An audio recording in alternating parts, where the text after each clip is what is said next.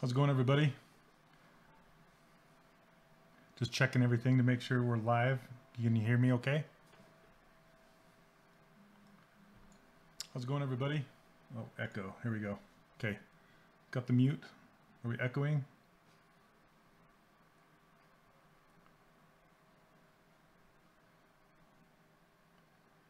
All right. I think we're ready to go.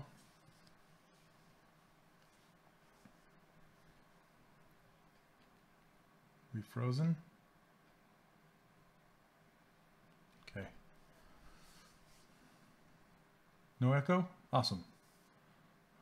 Feed's good. It's all frozen on my screen, so if you guys can see me, hopefully we're good. All right. How's it going, Blance? Iowa City. Hairy Mandibles. Nice name. All right. So this is where we left off last week. I haven't really had time to do anything else with her. I've been doing some crazy freelance stuff and working on my course and doing all sorts of nutty stuff. So I have not had time. So I was thinking about working on the face tonight, since all you guys wanted to see how I do the face. So does that Palm Springs, nice. Man, I think it's like 60 something here in Utah today. It's gonna rain soon, I think. And I have a full house of people here, so I apologize if it's noisy. Let's see. Actually, I'm gonna oh, and I have some. Hey Kyle, how's it going? Okay, I have some things I'm trying. If you can see the chat on my screen. Chatty chat right above me. And I have a keyboard, like on-screen keyboard. I figured that out today after watching Thomas, I guess his name, Tomas, when we were talking in his stream and talking about on-screen keyboards and chatty chat things. So, okay, so let's get rocking here. I want to, I just want to eyedrop a skin tone from her. And we're going to fill in the bod and then chop her at the neck. And then, let's see, I'm going to hide everything except for the eyeballs. There you go.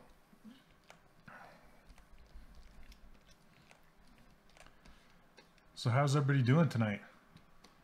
Yeah, I use this thing called no keyboard. It's N-O-H. No keyboard. It's meant for OBS, but it works with XSplit, so pretty cool. Okay, what? Let me see here. So what I'm going to do, and this is what I usually do, is see how her neck comes down and her chest is exposed down into the cleavage there, that area. What I'll usually do to get more resolution is I will cut down into that area and then split it off from the body. So then, I was just talking about this with my buddy Matthew Armstrong today, because he was running out of resolution. So what you can do is, I'll show you really quick. Just kind of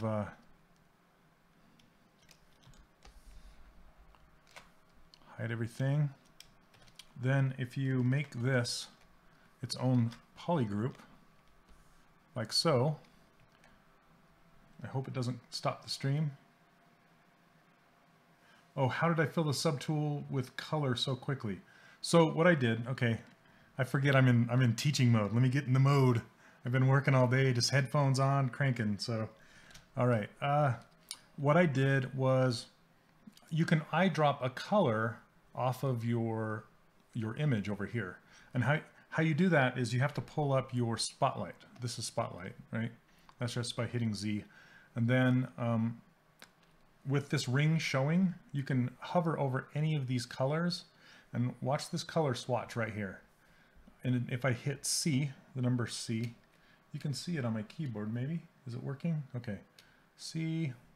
So if I tap C, I think if I hold it and just drag around, you can see the colors changing.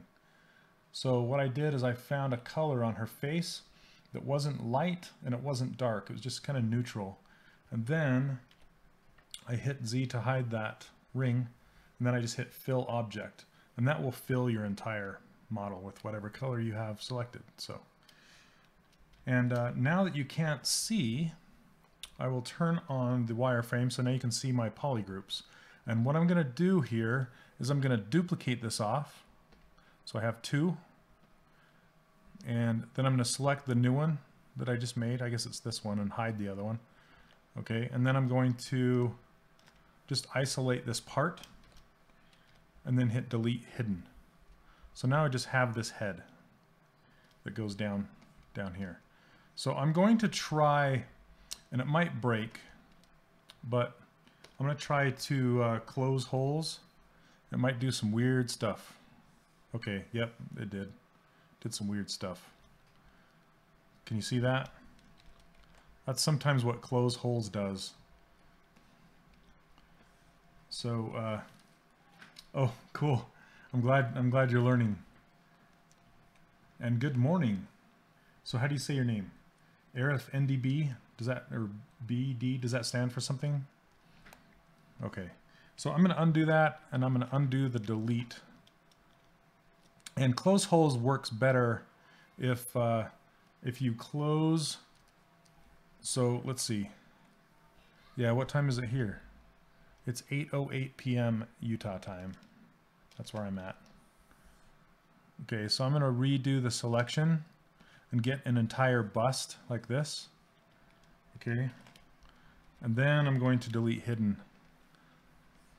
So if we close holes now, it will cap it better. See that? It will cap it better. Okay. So now we have it all capped off. And then I can come in here and I can get rid of the shoulder. Whoops, opposite. I want to delete it. Like so. Here, let me turn on double so you can see what's happening. So now if I delete hidden. Oh, Bangladesh. Okay. Arif. Okay, I'll call you Arif then.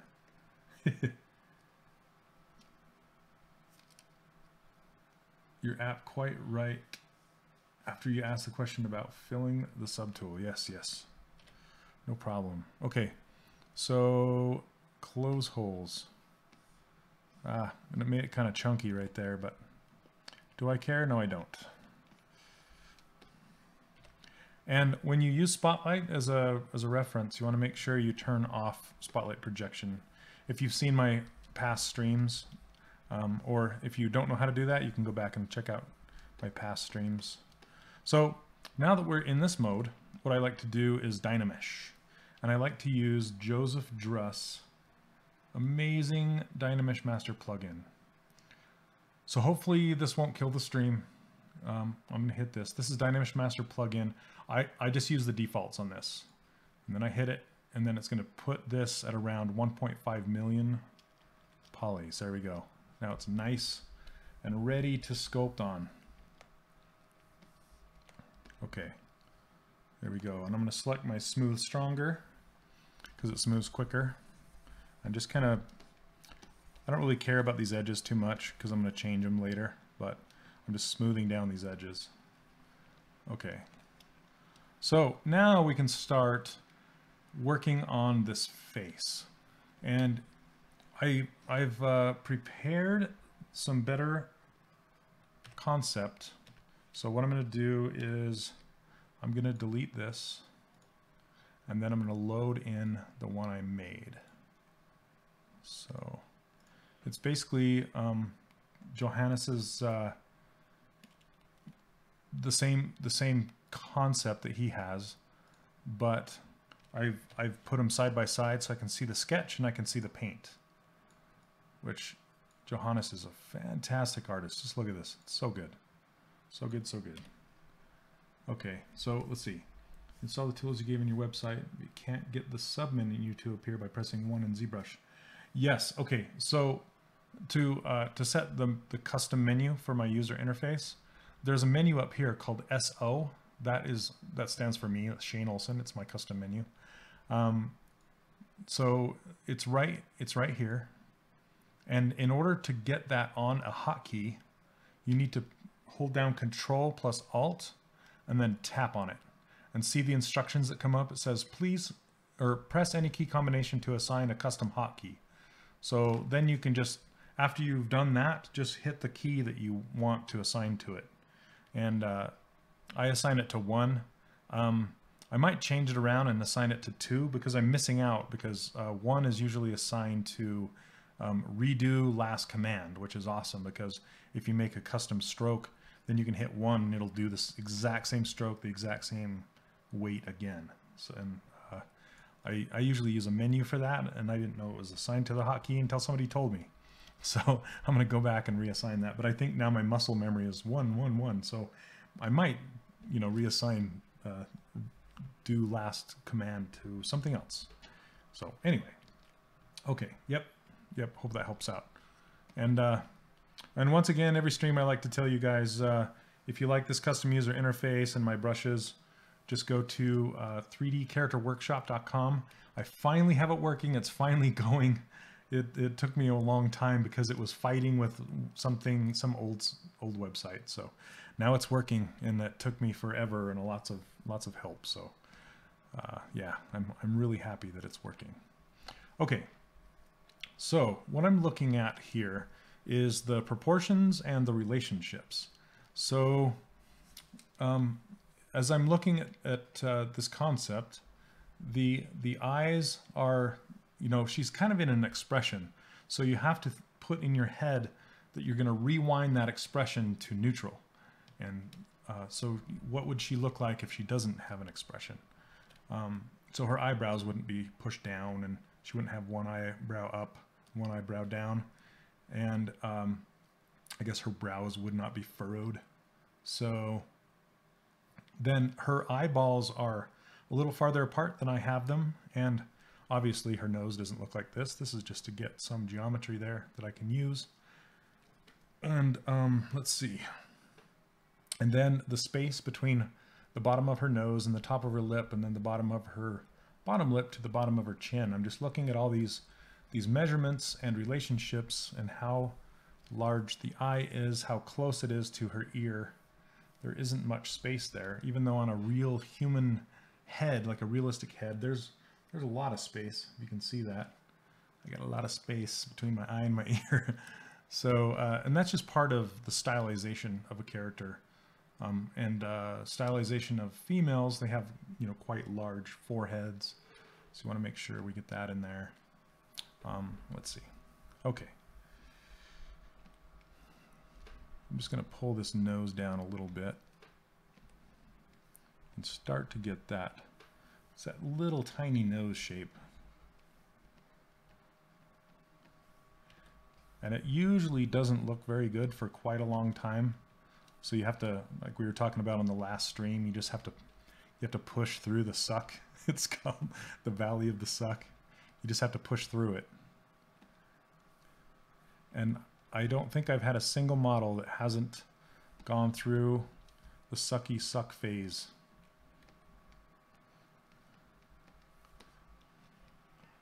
Let's see. And some are worse than others, let me tell you what.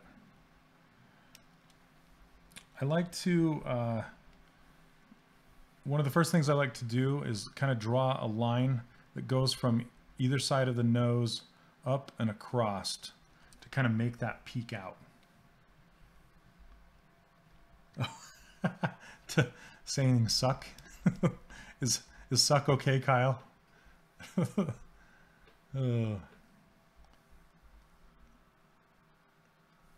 Okay, I'm turning down my intensity to like a 10. And then I'm going to just hold down Alt and do the reverse here.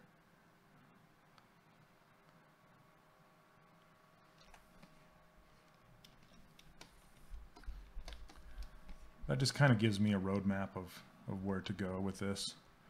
And I usually will go and peak it where the crown of the skull, the crown of the skull is somewhere in here. And so I like to kind of peak it there and then drop it down. And you can also turn the material to Zbrush modeling, and then turn the color off. And you can turn the color off by hitting this paintbrush right here and then turning it to white. Then you can get a better idea of how the surface is actually looking.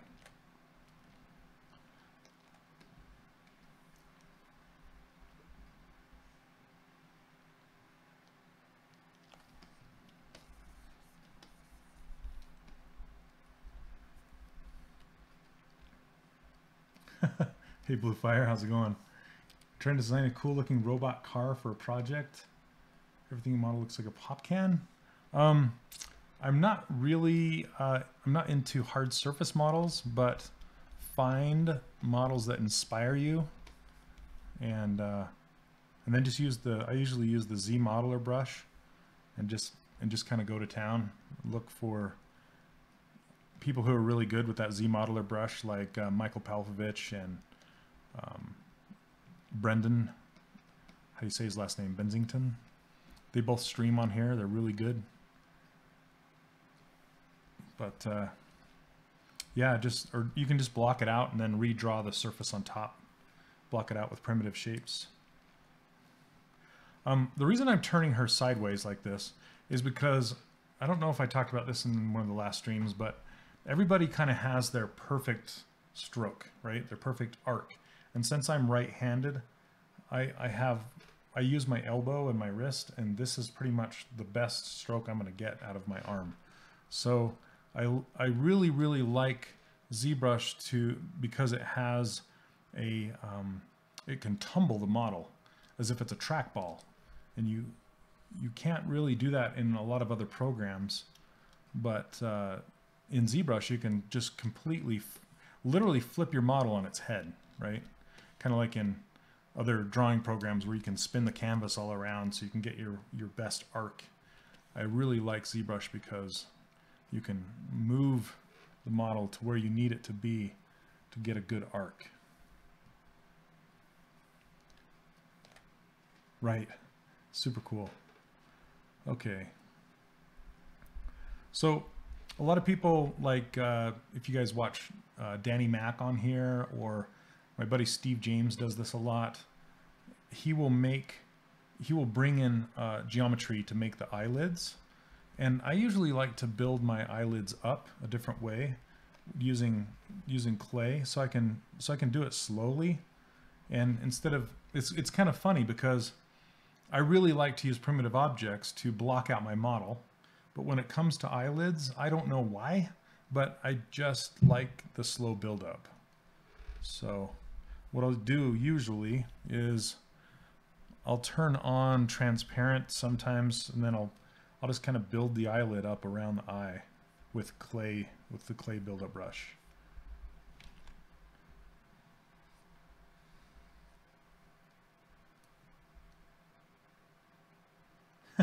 Yep, you have to.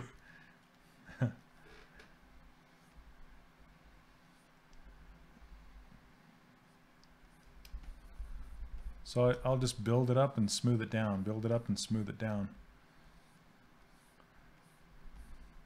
It doesn't give you the best looking geometry right away, but to me it's just, I mean, your eyelid is kind of part of your head, right? So I don't know. I might try it the other way just to kind of see if I like it better. I've never actually done it, but I've seen it done several times.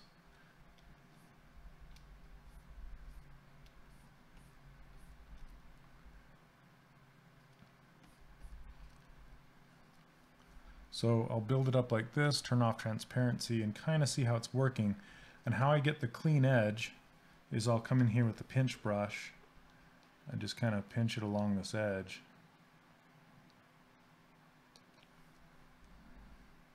And get it super clean. Then I can come in here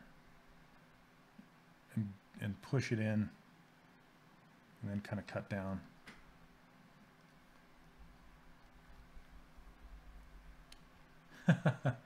Yeah, for sure. For sure. And it kind of gives you a different perspective on your model, right?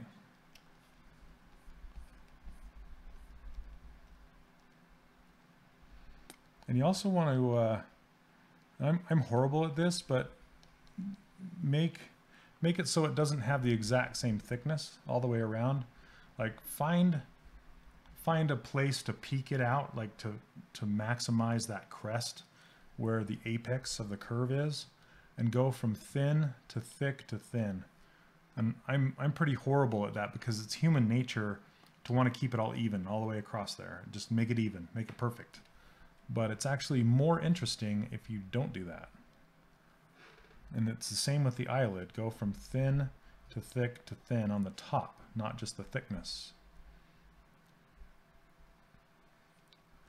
And then I kind of like to take my line beyond the eye when it goes out, kind of that crow's nest starting of a little bit. Crow's foot, not crow's nest. It's been a long week, guys. Oh my goodness. Okay, let's zoom out and check it out. Okay, so now that I have that in place, I can start to use my move brush and start to work this around. Hey, Dave, so how's it going?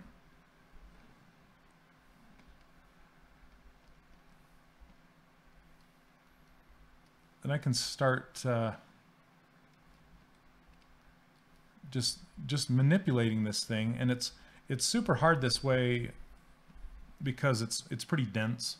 The Dynamesh is we're sitting at 1.1 million this head, so you need to use a large brush and use tiny little movements. Okay, and I'm sure this is why Danny and Steve and those guys like to bring in eyelids, because it's much easier to manipulate a single eyelid than to push this around like so, you know. Let's see. But don't be afraid. I mean, it's not really set in stone. Like her tear duct is really low. See how low this is? It's super low. So what I need to do is kind of turn the eyes like so, you know, and I need to make the tear duct somewhere down in here. So I'm going to redo this area and just build this back up with the clay brush and just work it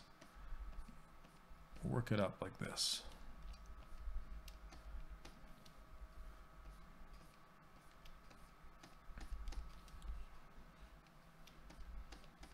I'm just smoothing it back down. And there's usually a peak that happens right here where it kind of goes straight up, peaks, and then goes back. So I need to make sure I get that in there.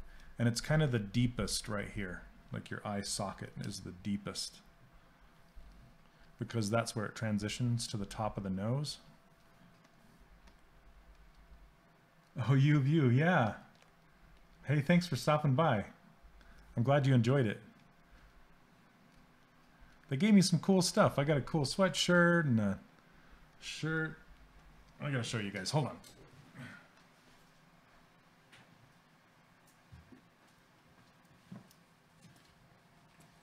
Can you guys see this? Woo.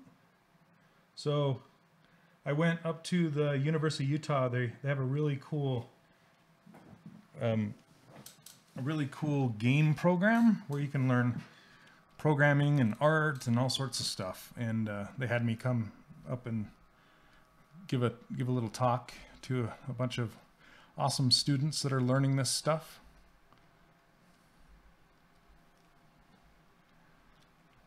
It was a good time. Okay, I gotta focus. Yeah, EAE. Tell me what that stands for again.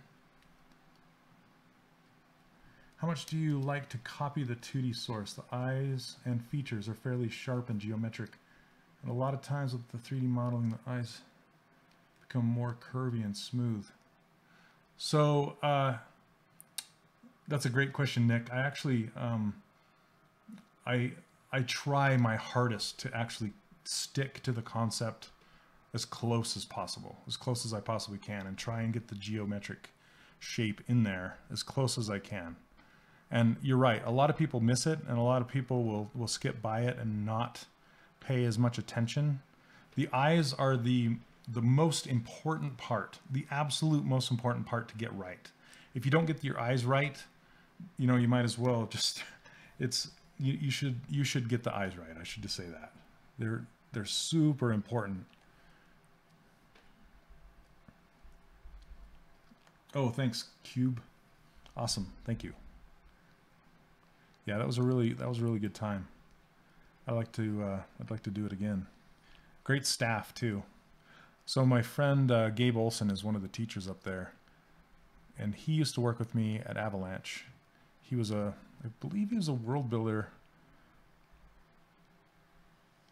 Now he's teaching up there. So yeah, I'm trying to go up, across, and down instead of, you know, perfectly round like that. Yeah, for sure, for sure. Spending a lot of time with the model, because especially, you know, what am I'm sorry, I lost my train of thought. Especially in the eyes. Eyes, eyes, eyes. Michael DeFeo does some amazing eyes. And I really learned about the eye meet thing. So there's a transition between the hollowed out area of the eye and then the puffed out area of the eye. I like to call it the eye meet back here. And I'll take this fill brush and just, what I'll do is I'll turn it to the side like this so I can see the profile over here, but I'll sculpt over here and just watch it slowly build up, and watch this, the profile here. And I will do that a lot, like when I'm working on the cheek and I'm trying to get the profile, because it's very hard to get your brush around this side of the cheek, but it's easy right here. So you can see the little red dot on the opposite side. I'm pointing like you can see. See? You point, see the so the red dot on the opposite side. I will turn my head to the 3/4 view and then work on this side.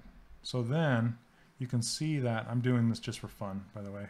You can see it change the profile really easily over on this side.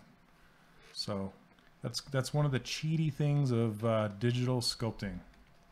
Cheaty. And I love it. Hey, how's it going? Thanks for stopping by, you two. Love to see all the peoples in the streams. I look forward to this every Sunday. It's fun. It's a nice break. Even though it's a little bit, makes me a little anxious, I guess. Anxiety, just a little.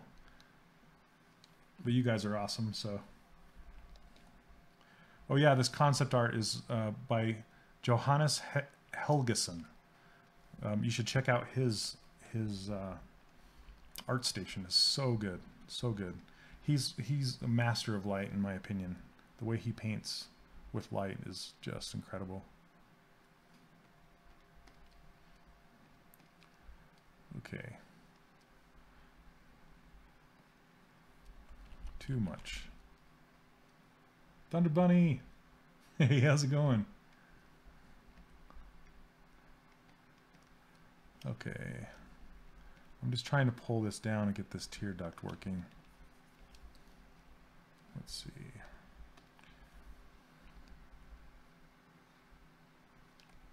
Sorry, this is kind of a bit tedious at this point.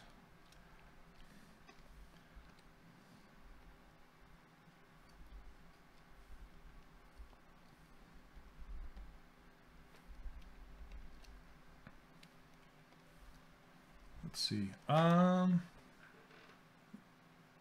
Let's see. If you don't have industry experience, is it worth applying for a job? Anyways, even if it requires you to have... yes, absolutely. If you... So portfolio is king. Absolutely. Portfolio is king. So you have to start somewhere. And usually an internship is a good idea. But if you have a very, very good portfolio, it's possible you could get hired even if you don't have industry experience. And I've watched it in several cases happen.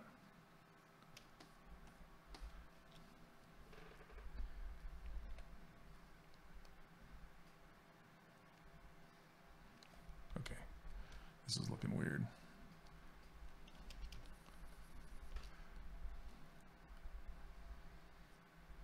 There we go. Okay, I'm gonna start building up clay. Let's see. I do have a link, but I'd have to like bust out of this and go find it. So if somebody wants to grab a link to Johannes's ArtStation, that would be much appreciated. That would be much appreciated. Where's our friend 3D Print Aspie that's always on the trigger? I saw him earlier today on Thomas's stream. Okay, let's see. So I'm going to build up the lower eyelids now.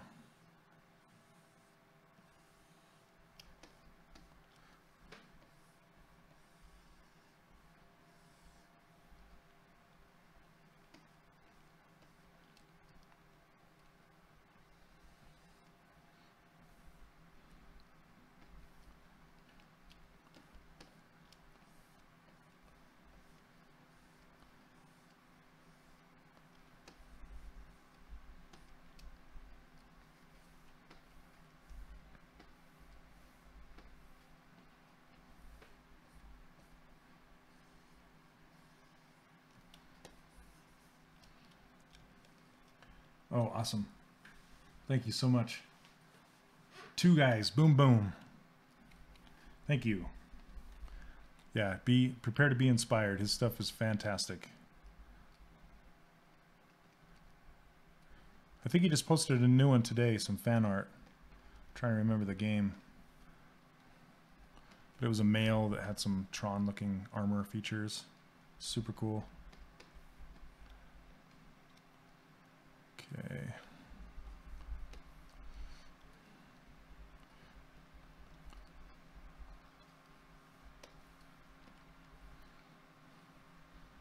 Flipping the head on the side again.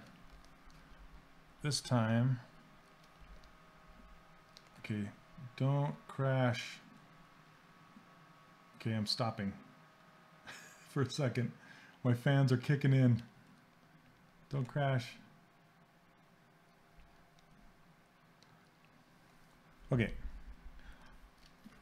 Mystic Duska, I think there's, yeah, hired gun SG.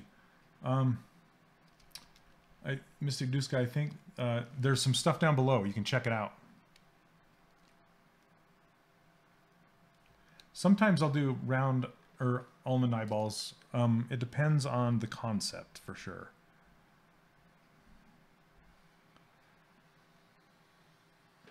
There's a trial down below. I think Kyle will post you some links. Right, Kyle? Putting you on the spot, sorry. Mystic Duska. How do you say it? Sorry. Sorry. I'm horrible with names.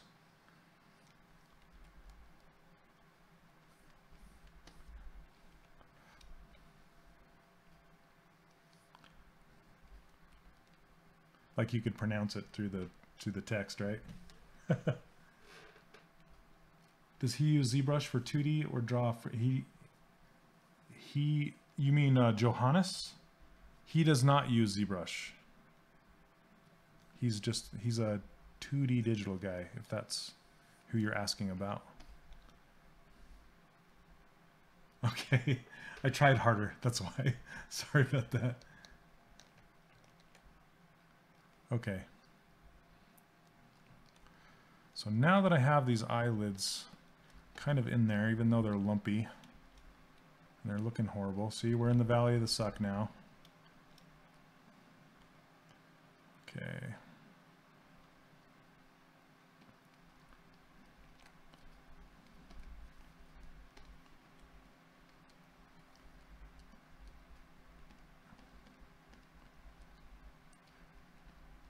I'm just working on that eye shape.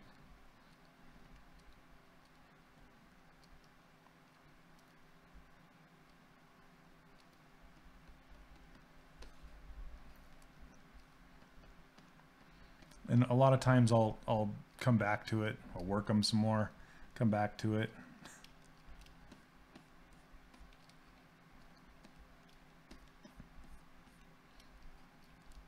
Just because they're so important. And even the slightest little nudge will change their whole personality. Just based on that eye shape alone. And the eye direction and the iris size and the pupil size, it all affects so much.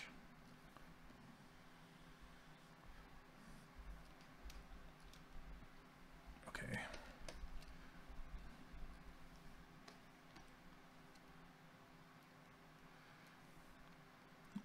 So Raven, yeah, I'll tell you something about that. In my career, 98% of the time, I'm modeling someone else's concept. You will hardly ever model your own. And it maybe it's just me in the industry, but I mean, I've worked at 7 different studios. Every single studio, that's what the studio hires you to do. They hire you to model someone else's concept. That's what they're paying you for. Okay. So now what I want to do is come in here and fill this area out and just kind of work on that transition from the nose to the cheek. See this right here? See how it's not sharp? Just kind of work that through.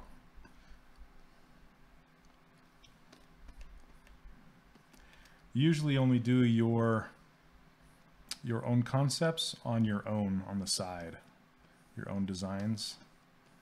But I personally really like the challenge of bringing someone's art into through the 3D world. Like I'll see some 2D art that just inspires me, like example number 1 right here. Johannes is one of my favorite concept artists, and I'm just like, you know what? I would love to try and bring that into the 3D world. So that's your challenge, right? Challenge accepted. Let's try it. Let's do it. All right.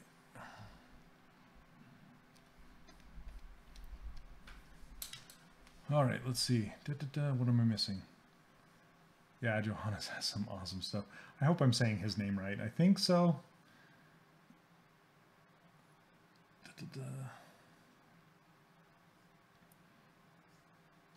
Yeah, being a one-man operation. Even my freelance work. Like I'm doing some stuff for Playful right now, and I'm modeling their artwork, their concept. They handed me a concept and said, you know, how much would it cost to model this guy, and how long would it take?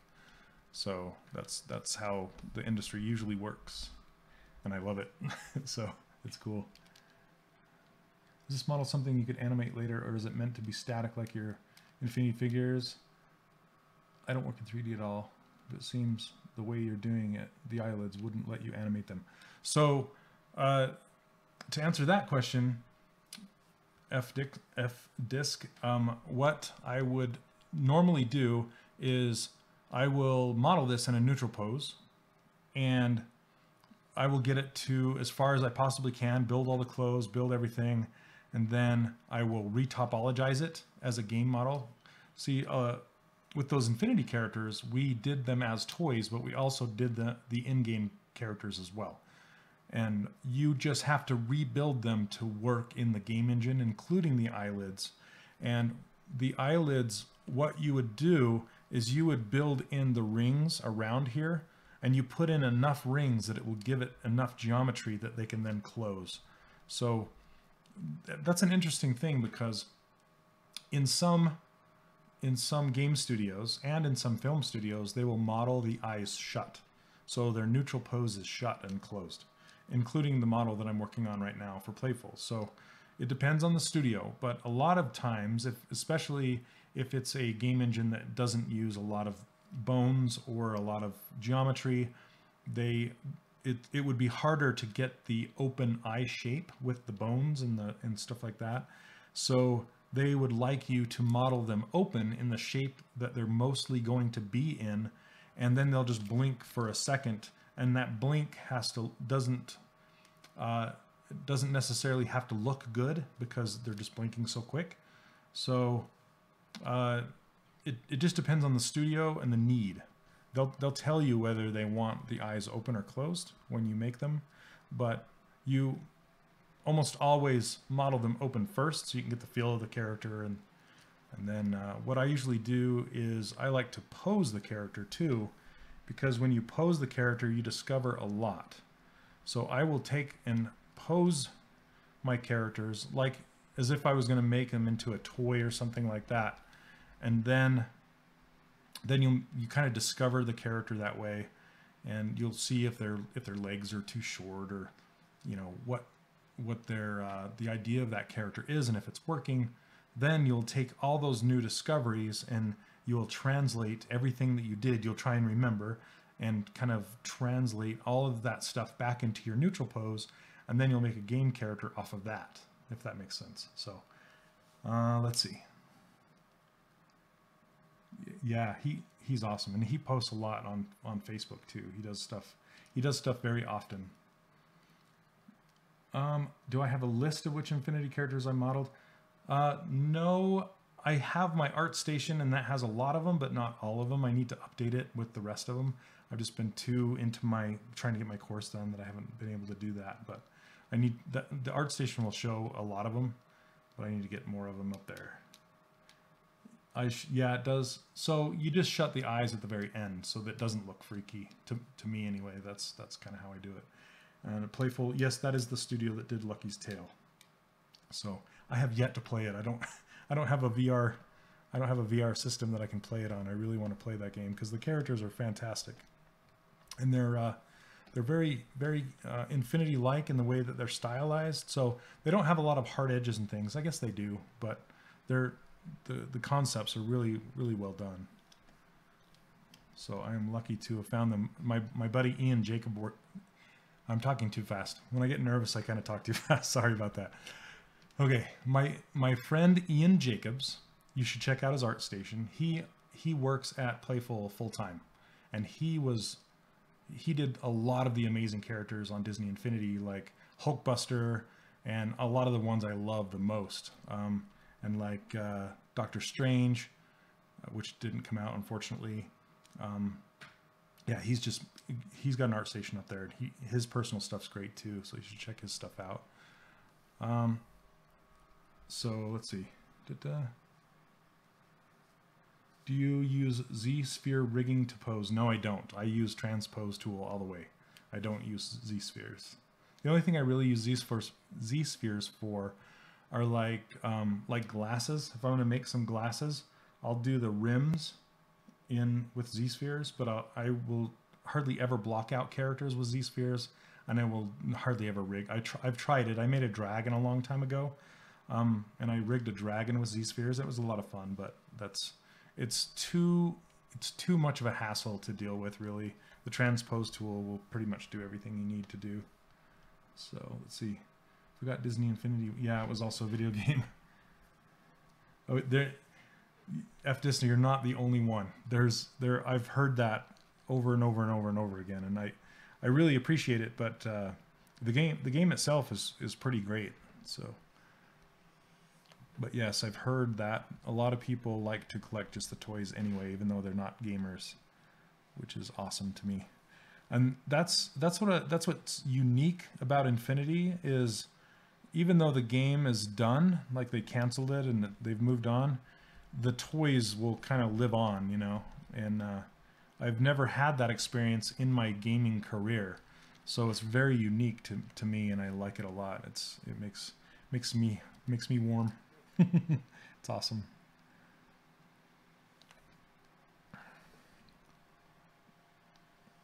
right. So lower eyelids make a character kind of look tired. And so she'll kind of look tired until you start getting the eyelashes happening on there.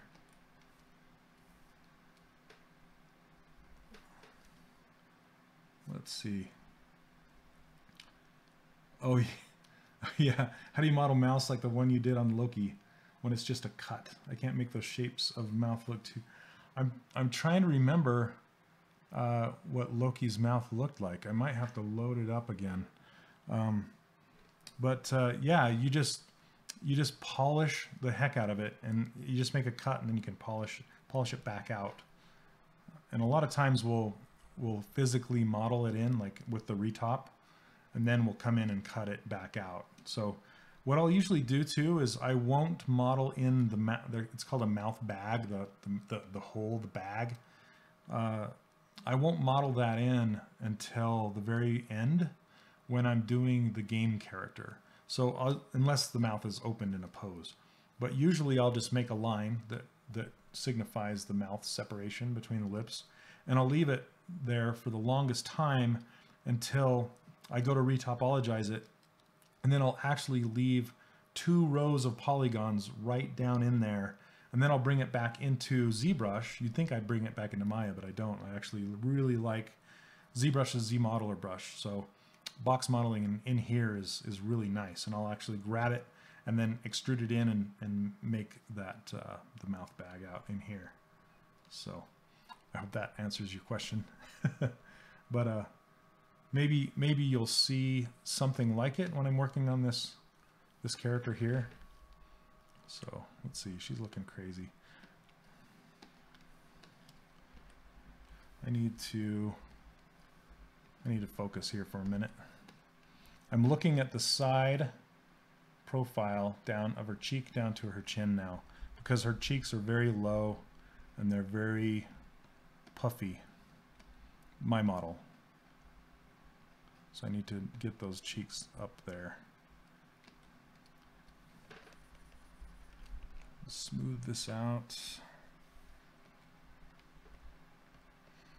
And when you're making big edits, like when you're making very large edits, it's better to make them on a mesh that has subdivision levels.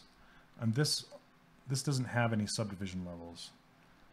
So I might show you how to get those back here in a little bit. So now I want to cut in the lips. Just kind of get me an idea of where they're going to be. I'll just use the cut brush to cut in the main line, and they're darkest at the corners, but that'll give me the natural like peak of the lips when I do that. I mean, it's pretty straight, right? And you were asking if I use the Damian standard brush. I don't. I use this pinch brush, which is just a variation of the Ma cut brush, and my detail brush is just a variation on the Damian standard brush. The difference is it's just smoother. So see how smooth that is?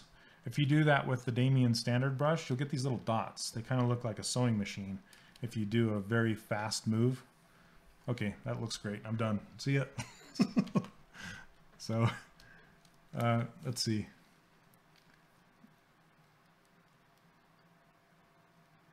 Oh, F-Disc, I'm so glad they gave you inspiration. That's awesome.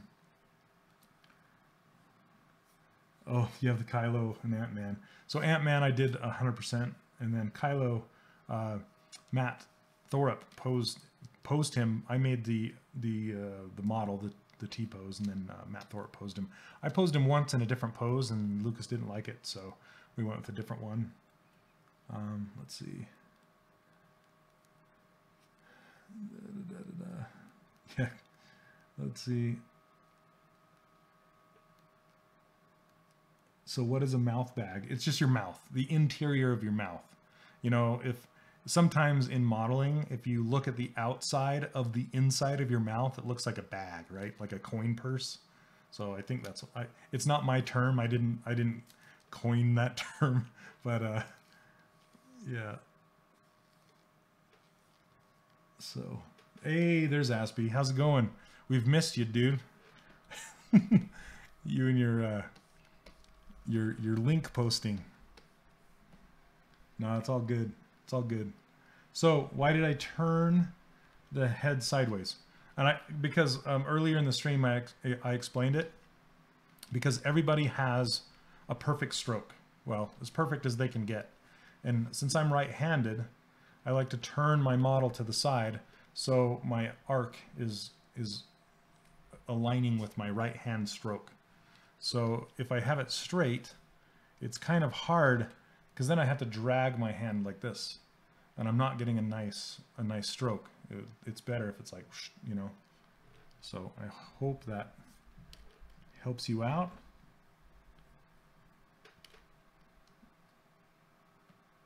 Yeah, 1999. That's when I started using it.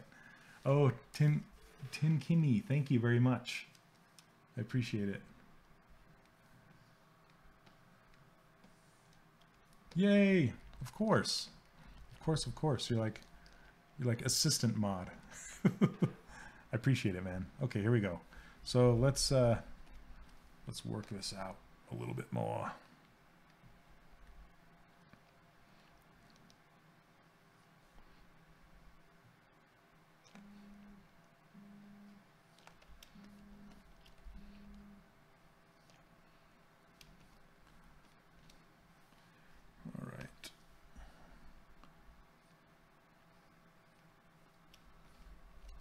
Turn my smooth down. It's funny, I put my hand right up in the camera when I turn smooth down. There we go.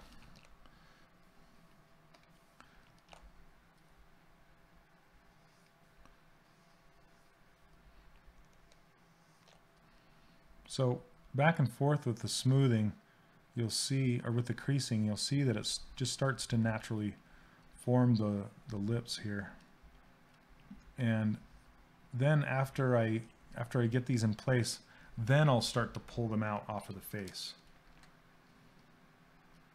Because right now it's kind of like even with the side of the face. See, it's just kind of cut in. But I need to pull them out.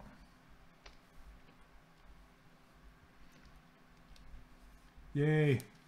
You're like Link Master Flash. Thank you. So now that that's there, I'm going to make my brush a little bigger. Just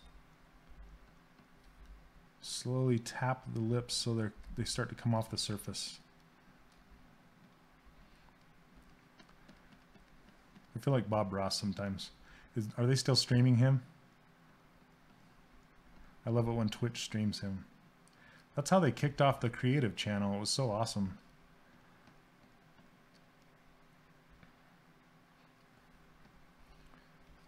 And then for the bottom lip, I'll take this fill brush and I will, I'll just build it up slowly down here. Sometimes too much.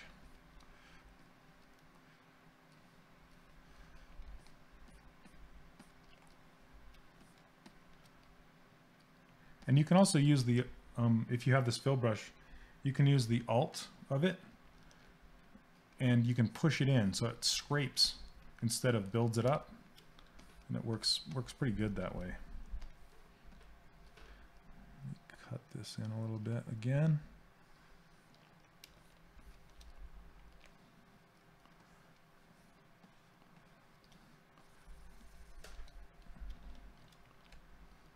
Man, those eyes are looking wonky.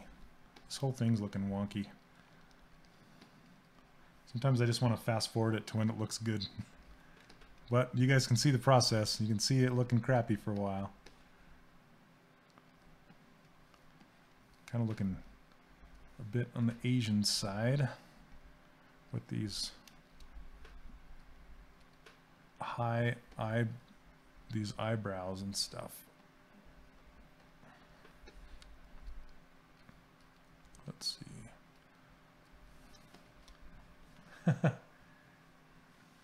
Yeah, I think I was just watching him yesterday.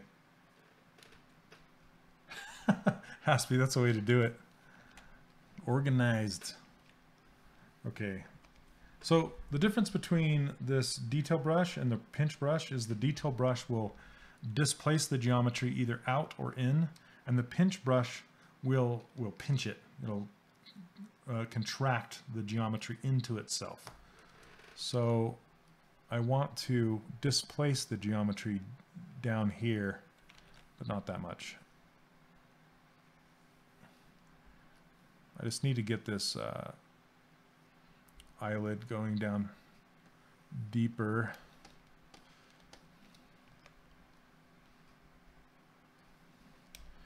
You know what? I just figured it out. Look how close those eyes are to the front of the head. Oh my goodness. All right. Let's fix it. Fix it. There we go. Why didn't I notice that before, you guys? Gosh. Oh man. There. How's that? Ship it. That's the ongoing joke. Ship it. It's done. There's never a hole you can't dig yourself out of in ZBrush. You can always fix it. Oh.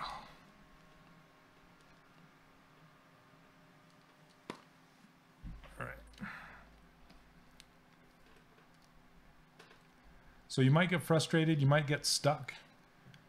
You might be like, oh, it's asymmetrical, or it's off center now. I can't fix it. What's going on?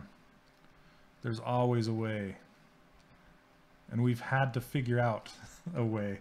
Usually the way is quick save if you lose your stuff. Set up your preferences to have 3 quick saves. Right here. So max quick save files 3. And then rest space duration 10. So every 10 minutes, it's going to kick off a quick save. And even though it's annoying, just leave it. Just let it be. It'll be your friend. I guarantee it. It has saved me so many times. Because sometimes you just do stuff in ZBrush and it'll just cause a crash, or just something will happen. It'll just, who knows what, you know, and you just go back to your quick save. Like just today I was doing some stuff and I just had ZBrush open for too long, and it decided to take something of mine, one of my subtools, and just revert back to the original primitive shape that I had. I'm like, what? Where did the rest go? I don't know. But and then I accidentally saved over the top of it, so I'm like, oh, it's gone. You know, all this work is just gone.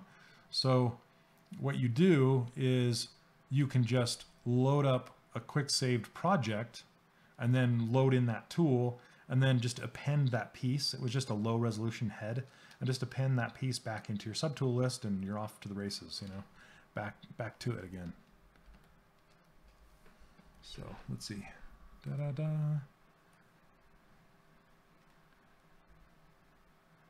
Having a time with feet, like you can't find your, like you have a hard time modeling feet.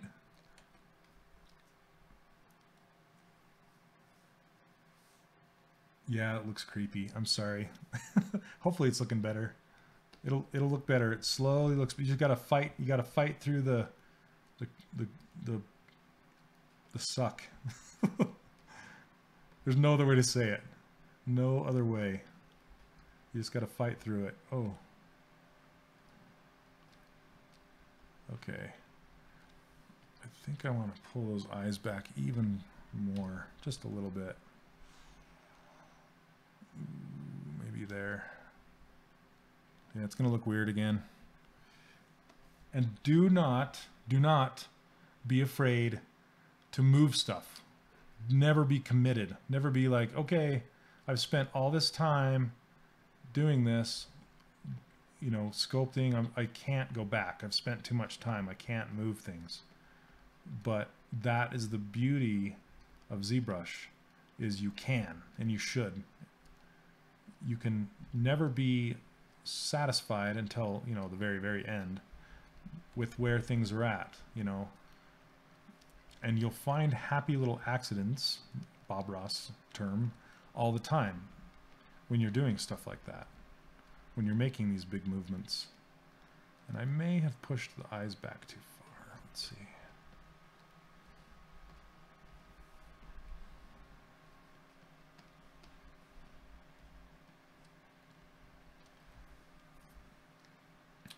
Did the link help you with chat?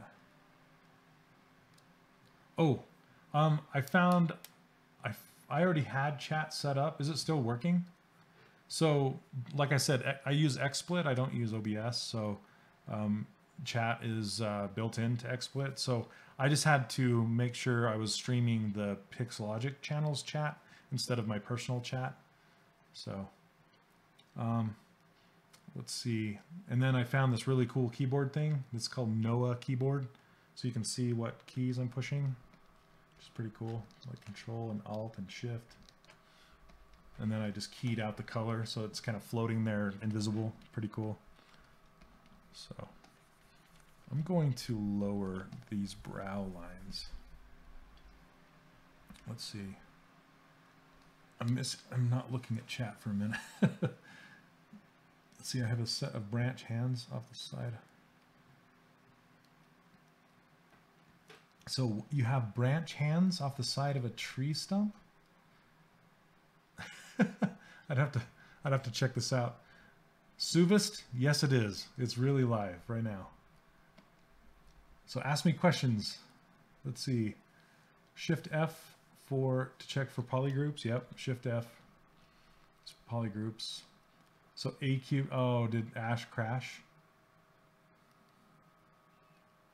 If you merge subtools to make sure you Dynamesh add to the wheel. Yep. Let's see, half the time large overall shape forms small details. Okay, let me read that again, Nick. Half the time the large overall shape form trumps small details, and yes, it does. Yep, absolutely true. Yep. So I probably went to these the eyelid detail too soon, and which is okay because you just need them in there, but the large overall shape wins every time for sure. And you can tell, you can't. So I was just talking to someone today earlier. You can't how do I put this? If you don't have solid anatomy, you don't have solid forms, you can't fix that with a pretty render or nice textures, right? You have to have the solid forms, the solid anatomy first. Then the nice textures, the nice rendering is the icing on top. So there's a better chance of you getting a job in the industry with a gray model just like this, if the forms are crazy super solid, than you have with a not so good model that has a very nice render. The only time a nice render is going to get you a job is if you're applying to be a lighting specialist or a rendering specialist. So I'm going to work on this nose. Yeah, lipstick on a pig. Exactly. I say something else, but I don't know if it's appropriate for this channel. I'll save you the editing, Kyle. Okay, here we go. I'm just going to go. I like to put just a light, hard edge on the tip. And then push in just right up here. And smooth it down.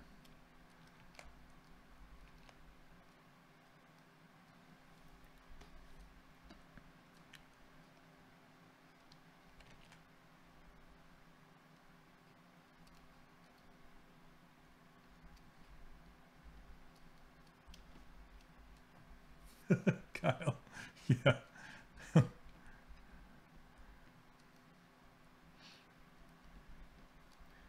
Be like, don't invite that guy back.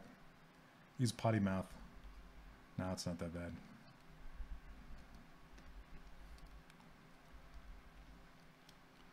Okay, let's check this. I'm always looking at the silhouette and the change of direction.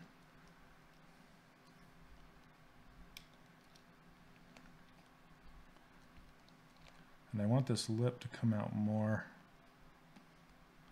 And a lot of times, you know, it's going to mess it up when you have it absolutely at the side and you try to pull it out. See how it kind of pulled this out and it looks kind of wonky.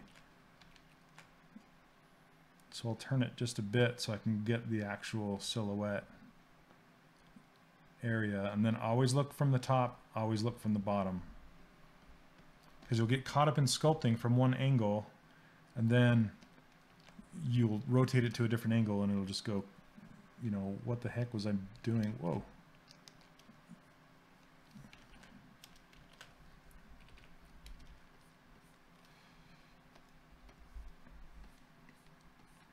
Just going to polish this out a little bit. Another thing with stylized characters is you can have too much anatomy, meaning, you know, the little, I don't even know what it's called, but the little thing in your lip, you know, this little trough thing. And Ryan will kill me because I don't know the name of that. Ryan Kingsland. He's like the captain of anatomy knowledge. But whatever that thing's called, on stylized characters, wipe it out. And smile lines, wipe them out.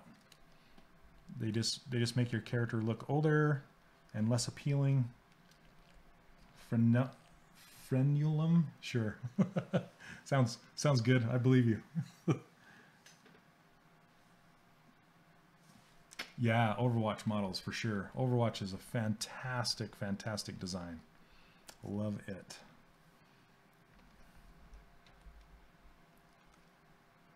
Okay. Like, I'm probably getting a little too much anatomy up in here. But sometimes it's easier to put it in and then take it out later than not have it at all.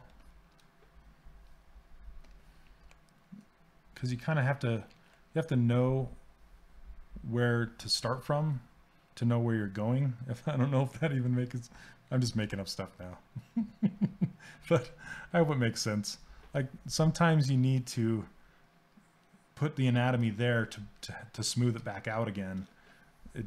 Because if it's based in reality, it's going to look better. That's what I'm trying to say. It's called the philtrum. Okay. Thank you. Yes. Lip divot. I like lip divot better. The philtrum. These medical terms.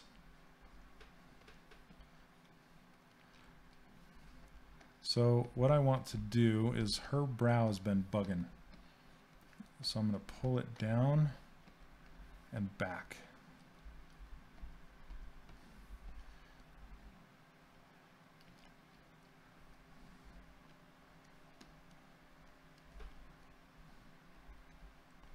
Let's see.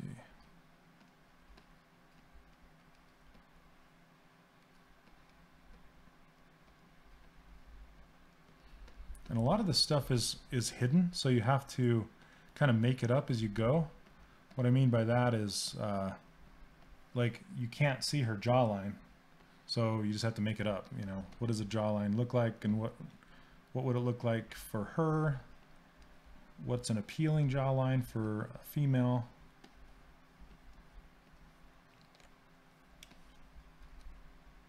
Yes, Suvist, this is Dynamesh.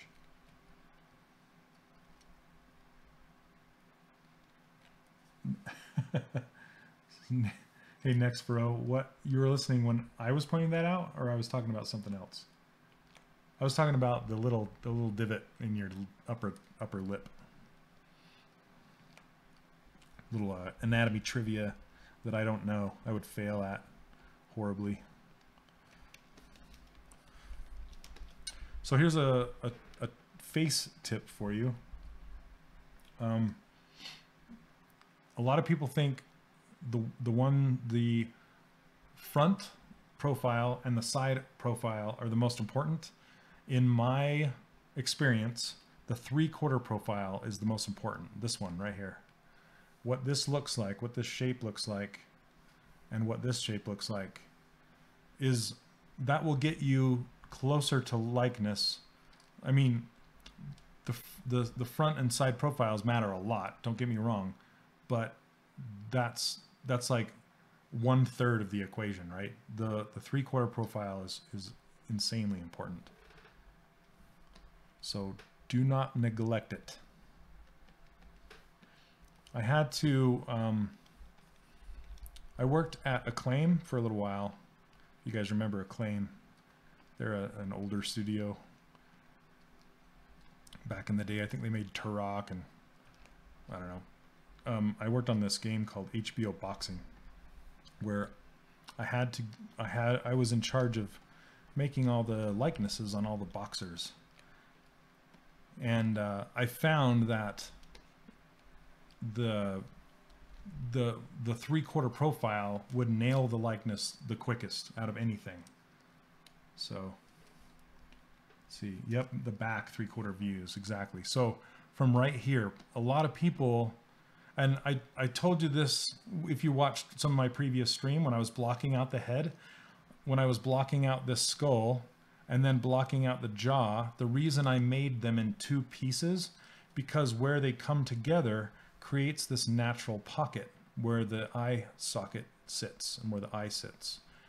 And a lot of people, especially new modelers, will miss that completely. It'll just be flat, just be square, like the square flat face, square flat sides. You'll see the lips are really thin, and it's because they bring in the side profile, they bring in the front profile, they match it exactly, and then wonder why it doesn't look good. You know, there's this whole area right in here they're usually missing.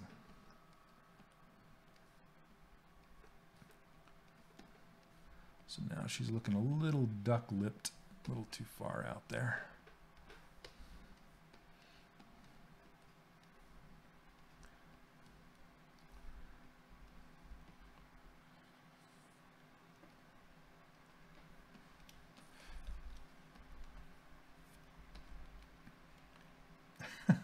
Have a, yep. A disco band from the 70s. They're awesome. Ryan Kingsland makes up his own, uses phrases learned. Oh man.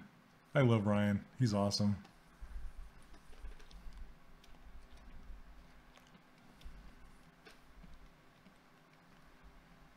I kind of get lost in listening to him because he just kind of rattles off all these terms, and I'm just like, what are you even talking about?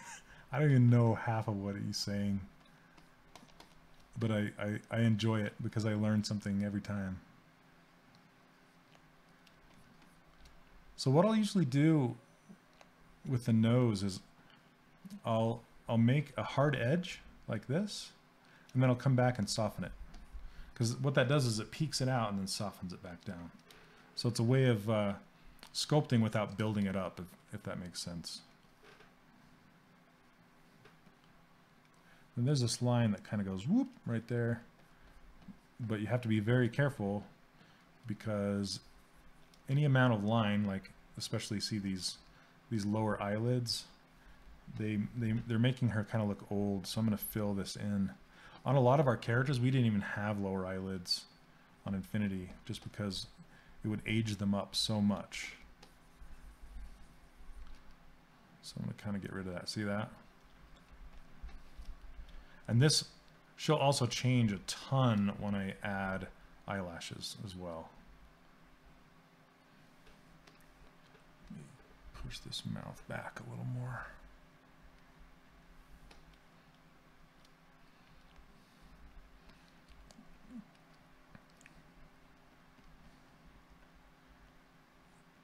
I'm just making her have a more voluptuous lower lip.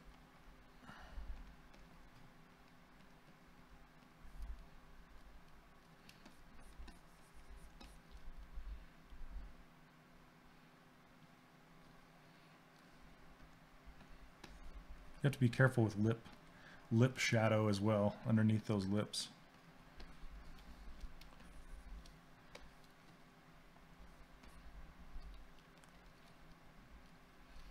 Save. Oh, Thunder Bunny, thanks for stopping by. Are you on East Coast or are you in the US?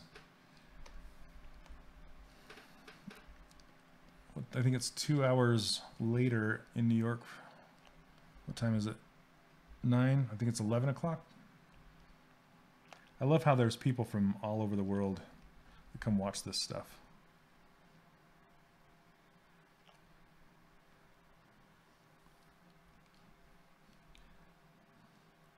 That's looking better. And the darkest area of the lips, like I said before, are the corners of the mouth, because that's where it's the deepest and gets the most shadow. 1 p.m. here in Australia. Thank you so much for watching. That's awesome. Australia. I'd love to go to Australia. I really want to go to New Zealand.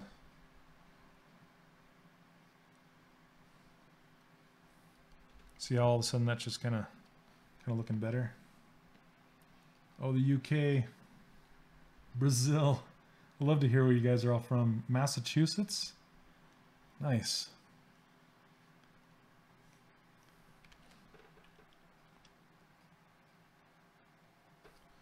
Well, thank you all for coming to watch. It means a great deal to me.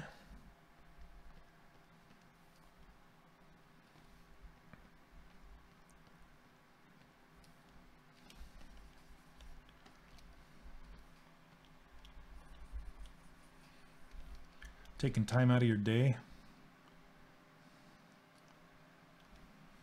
Oh, hold on. I'm not touching it. High CPU usage detected. I love how XSplit tells me. It's like, whatever you're doing, stop it. Toronto. Ontario. Nice. Norway. Easy. Welcome to the stream, man.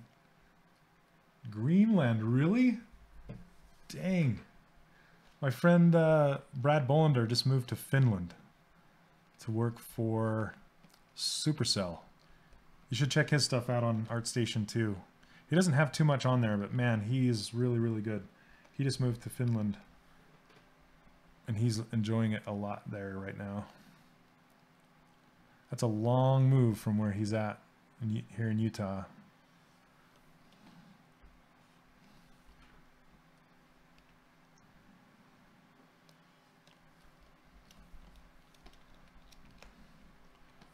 Okay, now this square boxy head is bugging. South Korea. Awesome.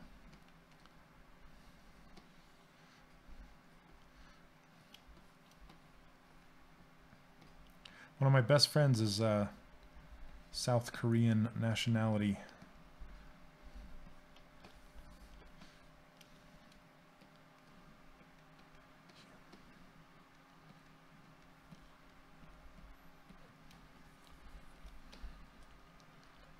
There we go.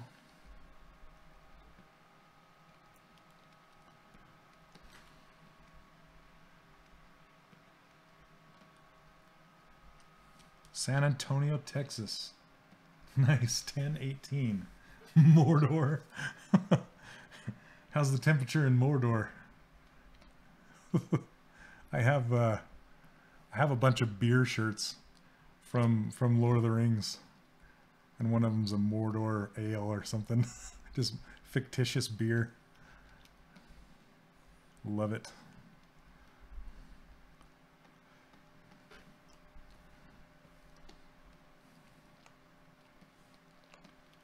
Yep, Hollywood. Hollywood. Man, if you guys make it to the Zbrush Summit this year, you got to come say hi to me. I'm going to try and make it. But that's what I look forward to every year. Get to go hang out with Kyle, Paul Gabry, Joseph Drust, and all the people that show up. And just, man, last year was such a blast. I got to meet Malachus the Black last year, drink a beer with him. He was so awesome. He's the guy who made Ma Cut Brush. and he does really, really good hard surface stuff with ZBrush. He made some headphones with just awesome the cords that are hanging off, and it's crazy detailed stuff. But Hollywood, Noman is great. I would love to have gone to that school when I was younger. Bulgaria, wow, 6 in the morning. Is it ringing in Mordor? Okay, will the model stay symmetrical in the end? No, it will not. So what I'll usually do is, yeah, the lurkers come out for sure. That's cool. I love to hear. I love to interact with everyone. So, and if you have any questions, just put them up there. Questions are encouraged. I love to hear what everybody has to say. And if I miss your question, don't be afraid to put it back up there because the stream's kind of going by quick. So, will this stay symmetrical? The neutral pose, for the most part, will stay symmetrical, but there are armor pieces, hair, a whole bunch of things like that that will be asymmetrical. The face will, for the most part, remain symmetrical until I pose it. When I pose it, I will pose it into this asymmetrical pose that she has here. So I hope that answers your question, but for the game model, she will be mostly symmetrical. Bogota, Colombia. Did I say that right? How do you pronounce the A there? Bogota? Bogote? I don't know. 10:20 in the morning? Yes, Dallas. So, Dallas. That's where Playful is. Playful's in Dallas, or near Dallas. So the UK, do you ever go, Aspie, do you ever go to the Trojan Horse was a unicorn festival thing? I would love to go there sometime. That's kind of on my bucket list of things to do. And I don't know how close to the UK that is or where that's at, but I know it's on the other side of the ocean, so. Okay. Let's see.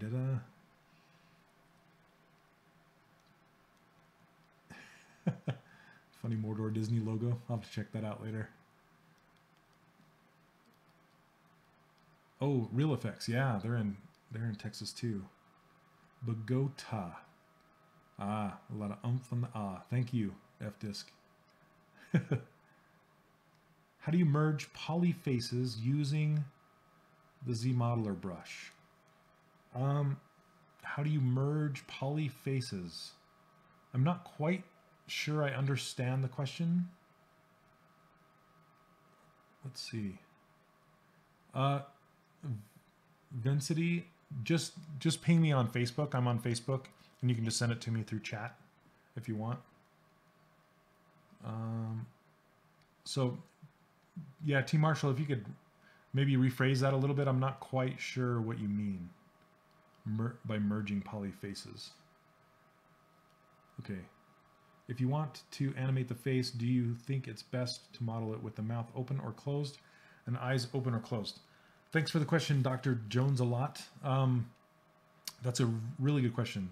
So what I will do is I will model the mouth closed but slightly open.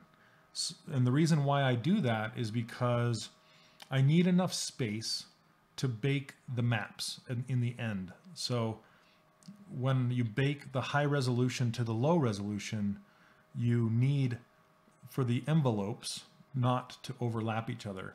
Otherwise, the upper lip will get projected to the lower lip and vice versa, and you'll get bad normal maps and things like that.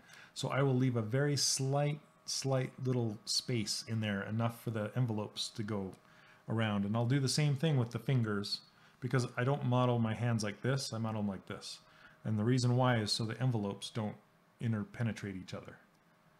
So let's see. Portugal?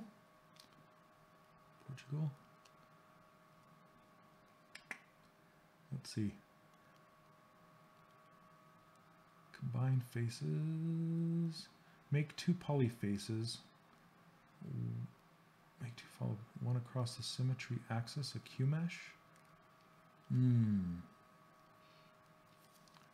Bogata. Okay, thanks.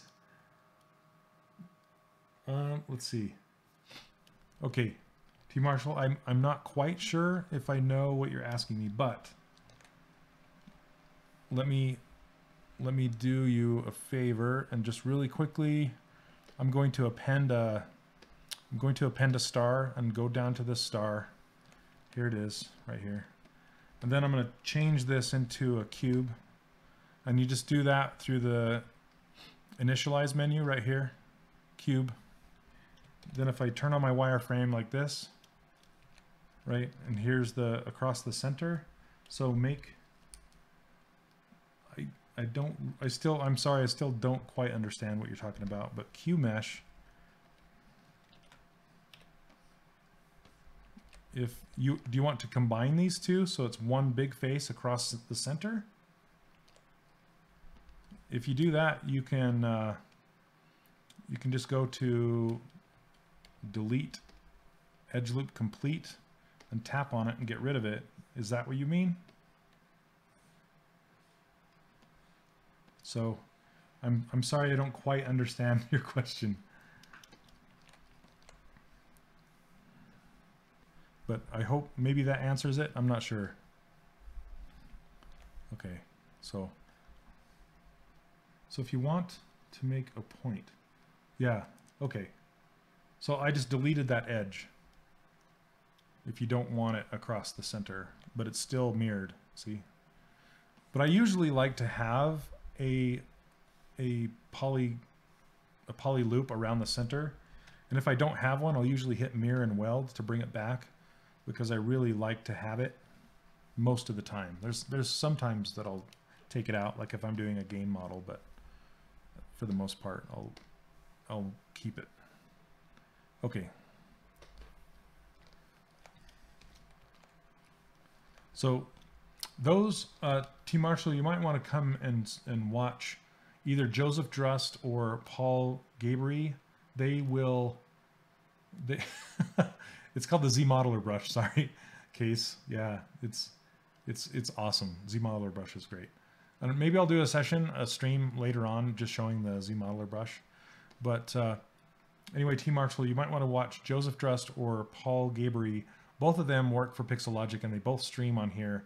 And they both do, mainly Joseph Drust will do an Ask Zbrush, and you can come in there and ask him specific questions like that.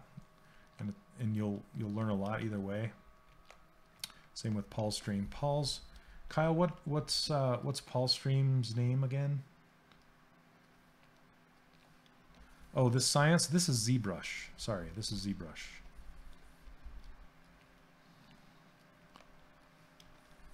Okay, let's see.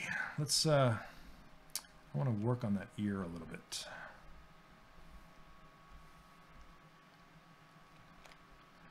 Yeah, there is some really great, uh-oh, my CPU is going crazy again.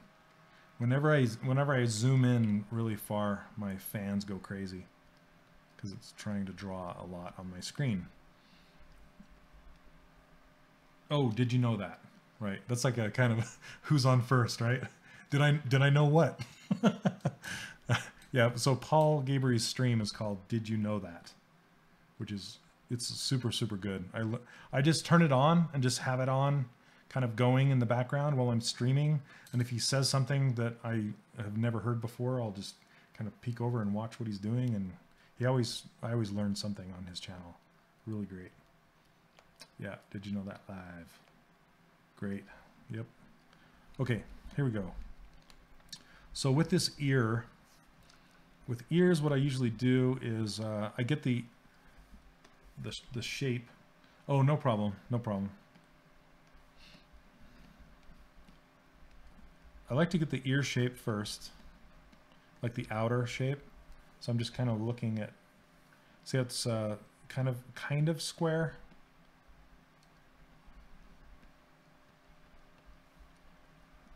And then the attach points, I want to make sure I get those right, which it's lower.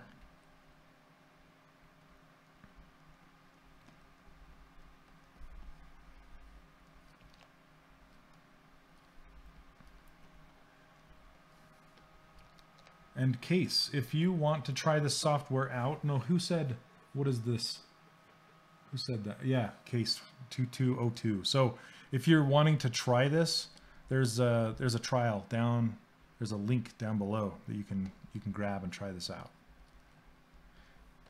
And if any of you guys are watching and you're wondering what these brushes are, or what this user interface is, and these colors and things, this is all just the stuff that I made working over the years. And it's available on my website at 3dcharacterworkshop.com, which I just barely got up and running again. It was down and being crazy for a while, but it's working great now. And I also have a ruler. So you can see this ruler. See, you're looking like Han Solo stuck in carbonite. But I have this ruler that helps you measure your characters. So this is a 2-meter ruler that I made to go back and forth between Maya, and I also made it so any other software that works in meters, this will help you go back and forth. And if for 3D printing, I use this as a 200 millimeter ruler. So there's a explanation video on the site as well if you're interested. So there's that. So Paul does more theme every other week where people can vote live on his next topic. That's right. And then Joseph's Ask Live is more like him answering questions. Yep.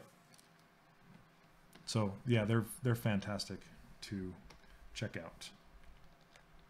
And behind ears, what I usually like to do is come back here with the fill brush and just kind of make a cup. I took it a little too far. Took it too far. There we go. Still a little too far.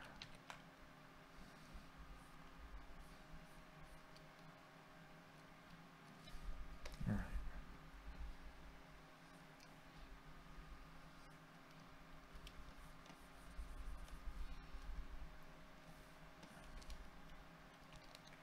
Okay, so for these ears, what I like to do is I like to mask them out like this center area.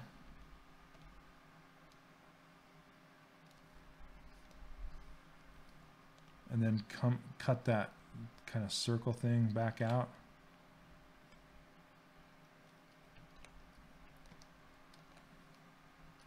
Yes. So Joseph has this really cool series also called the Ask Zbrush series. So it's not just on the stream, it's actually on YouTube. Kyle just reminded me of it. You know, in addition to the Z Modeler on Z Classroom, which he just mentioned, there's also Ask ZBrush that you can just pop onto onto Twitter and just do hashtag Ask ZBrush and then ask your question. And I just barely used it because I was having problem with my tablet drivers, and there just happened to be an Ask ZBrush about that, and I just used it right before the stream. So super good stuff, and it fixed it. If you hit the tracks, you've gone too far. I love Dane Cook. So what I'll do is I'll invert the mask, and I don't know if I'm keen on the shape. I'm gonna mask this a little closer.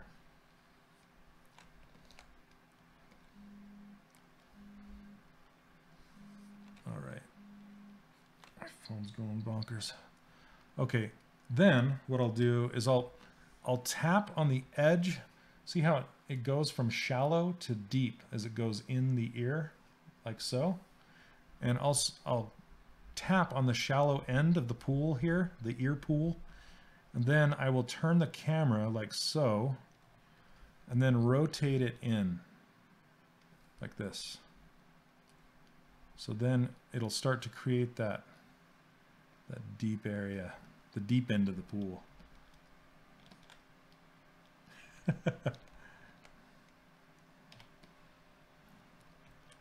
So then you kind of get a shape like this. Her ears are gigantic and looking crazy.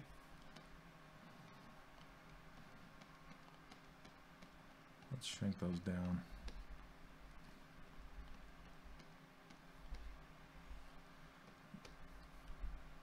Yep, there's another, that's another Shaneism, I guess.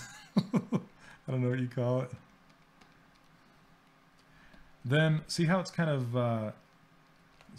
messy in here? You can smooth that out by hitting the polish brush, or polish brush. You can hit polish on Dynamesh. Yeah, this isn't a, it's not a gaming stream, so it's not like a ton of people just spouting a bunch of whatever. So yeah, it's an art stream, creative stream. So on Dynamesh, you just hit polish here and hit Dynamesh, and then it'll polish that out. At least it did a bit, and then you come back in here and smooth it, and it's nice and buttery. All right. The transpose sorcery, yeah. Then I'll just come in here with the detail brush and just kind of start cutting in these different folds and things. I'm not quite sure. I think this is the raised part. So I'm going to use a fill brush actually.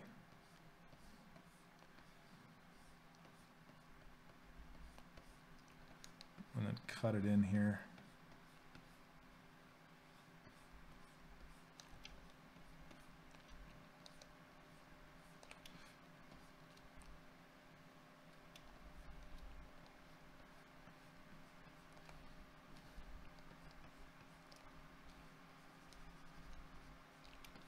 I'm trying to remember the transpose tool that you talked about, that I talked about last time.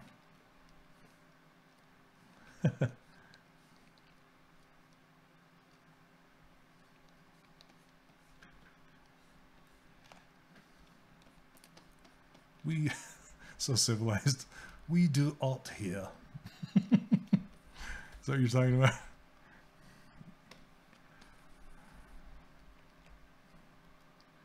Bend and oh yeah, the bend stuff.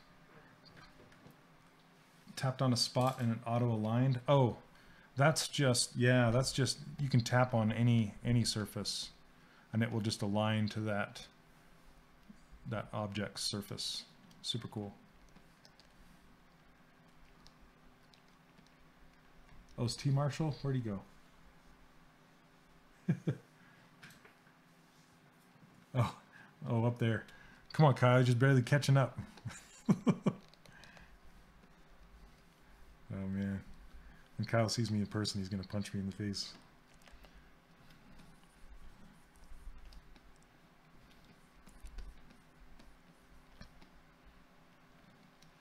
There we go.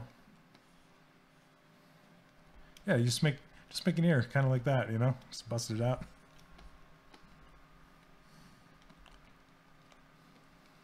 You, as you learn this stuff, you learn all sorts of little tricks, little ways to get you faster, get you there quicker.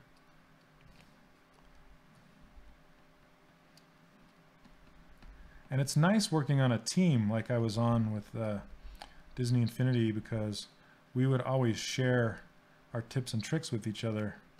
And I still talk to those guys all the time. Like my buddy Steve James, you see some of, like, I think a bunch of his tutorials are on ZBrush Central right now, right below the top row. There's a bunch of tutorials right there, and a lot of those are Steve's. And it's fun because anytime we find something, like the little ZBrush gems, we call them, every time we find a ZBrush gem, I'm just like, hurry and get on the computer. Hey Steve, check this out. Do you know how to do this? And he'll do the same thing with me, so it's pretty fun. And then we just kind of catalog our tips and tricks with each other and try and share them as much as possible with everyone. Oh, tap on the white ring to align to center, yes. And the bend snap is fantastic. Yep. Raven, thanks so much for dropping by. Yay. Oh, Vencity, thank you for, yeah, I'll talk to you. I'll talk to you on Facebook later. So there's the link. Nice. Yep, Steve's awesome. So one interesting cool thing about Steve is an illustrator first and a sculptor second, which means when he does freelance work, he does illustrations, and that's what he gets paid for. Like, he does children's books and a lot of religious books and just a whole bunch of different illustrations. Well, he's also very tech oriented and he likes Zbrush a lot. So he has combined the two, and that's what was so interesting to the Pixelogic people, is that he can use Zbrush to quickly block in some perspective and some lighting and some proportions and get all that stuff worked out, even some poses. And he could make one character and put it in a bunch of different kind of poses, and then he can get to the end of the illustration quicker because he has something to back paint over the top of. So that's another way you can use ZBrush that's very effective. So what kind of art style? And welcome to the stream. I'm not even going to attempt to say your name. I'm going to say main. This is, yes, stylized digital sculpting. So if that makes any sense, this is stylized digital sculpting. So what I'm doing here is I'm attempting my best shot at recreating this concept in 3D. Let's see how close we're getting. I need to fix these cheeks.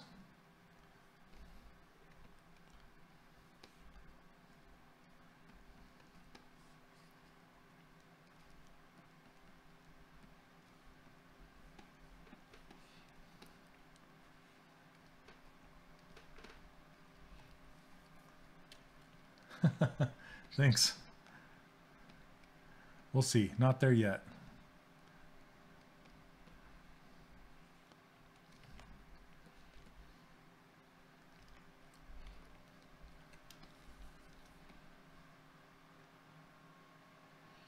So what I'm doing when I'm rotating it is I'm looking at the character profile, especially right in here. It's really broken, so I need to fix it. I turn up my smooth. It's puffing out and it's lumpy where it shouldn't be, so.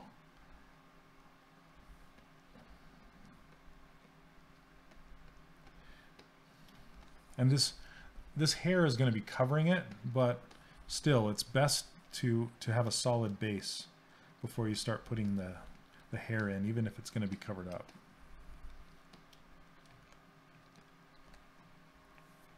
Oh, no problem. So Pixelogic will record these streams and you can watch them back. This is actually the 4th episode of this particular model. So I'm just focusing on the face tonight. What time is it? Almost 10? Not too bad for an hour and 45 minutes. Doing okay. And I'm also always watching this jawline, trying to get it to be where I want it. You can see this dip. See, this is how subtle you can get. Is as I'm rotating it, you can see this light rolling around and creating this dip right here. So I'm gonna make sure I pull that out.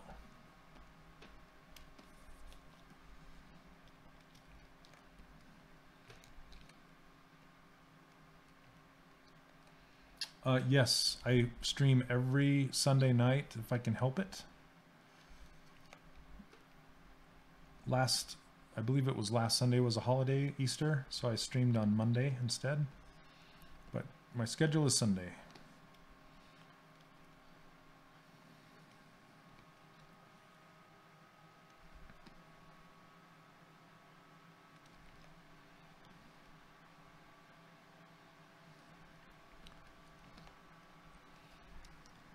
Saving.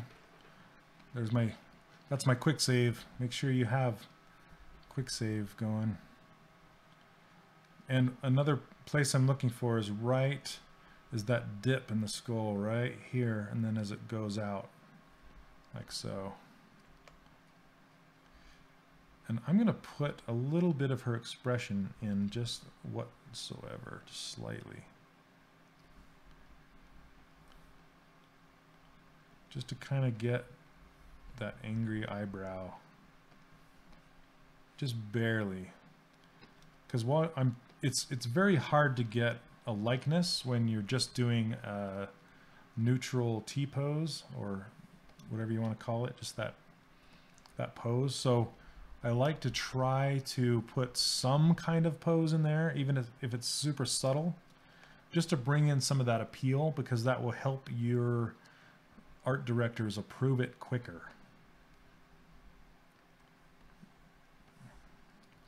You want to look at it from underneath.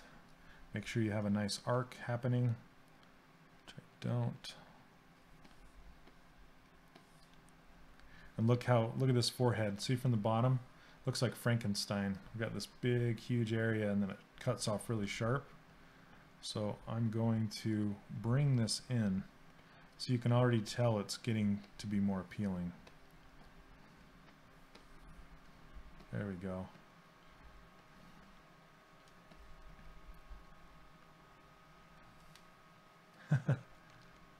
Yes, approve is so huge, because the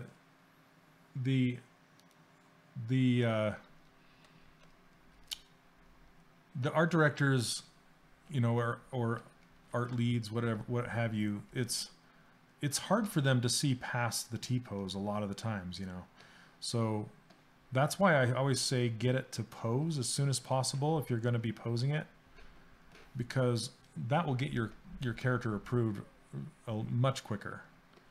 It's like save, or so to get it approved faster. Yeah, I kind of lost my train of thought there. Sorry. Just polishing this down a little bit. And I want to build this up.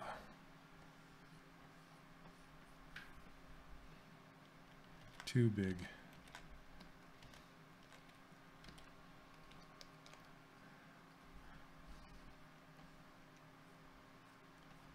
Okay.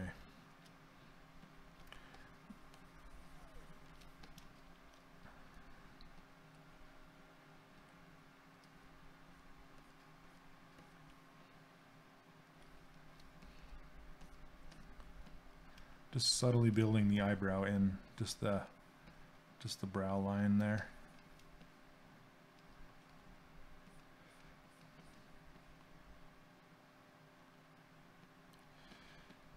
I'm also going to push this ear in. This hollowed area, this connection is looking kind of weird to me. So I'm going to push this in.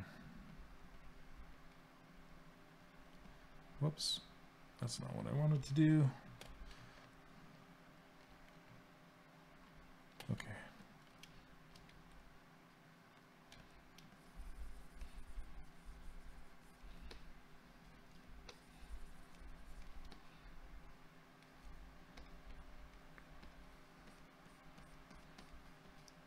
There. A little better. So, do I use morph targets for posing or for approval? What do you mean? Do I use morph targets?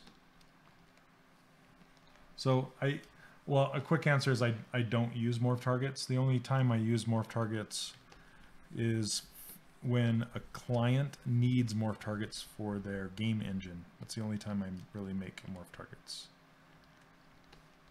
So I hope that answers your question. I will usually take the character to pose, and then what you'll do is you'll make discoveries in the pose. I talked about this earlier in the stream, and then isn't that crazy how much just a subtle move will change the look?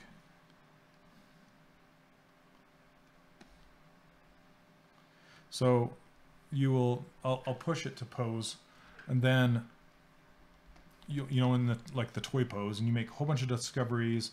And I do not use morph targets. You just pose it and you put it in this kind of expression here, and then you try and remember the things that you changed so you can propagate those back into your neutral pose later.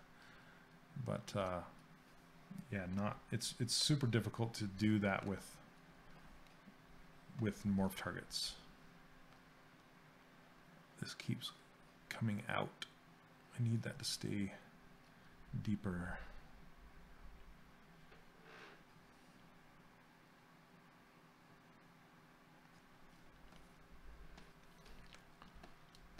There we go. Okay. This top lip's really thin. Sorry, my chair's squeaky today. I've been sitting in it too long. I'm telling the people earlier in the stream this has been a long week. Doing a lot of freelance and working on my course.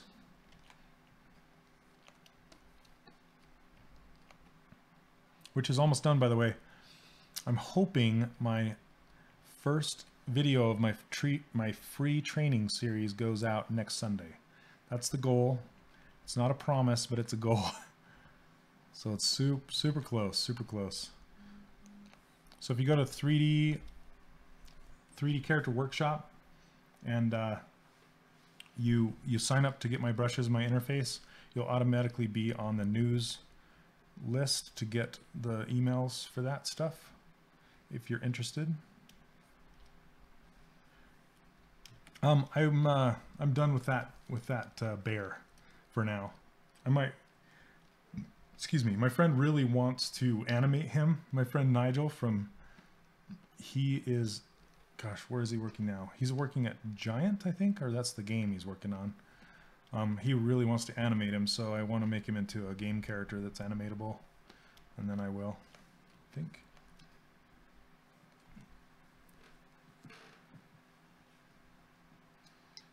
So transpose to pose. Hold on a second. Oh, thanks for the link, Aspie.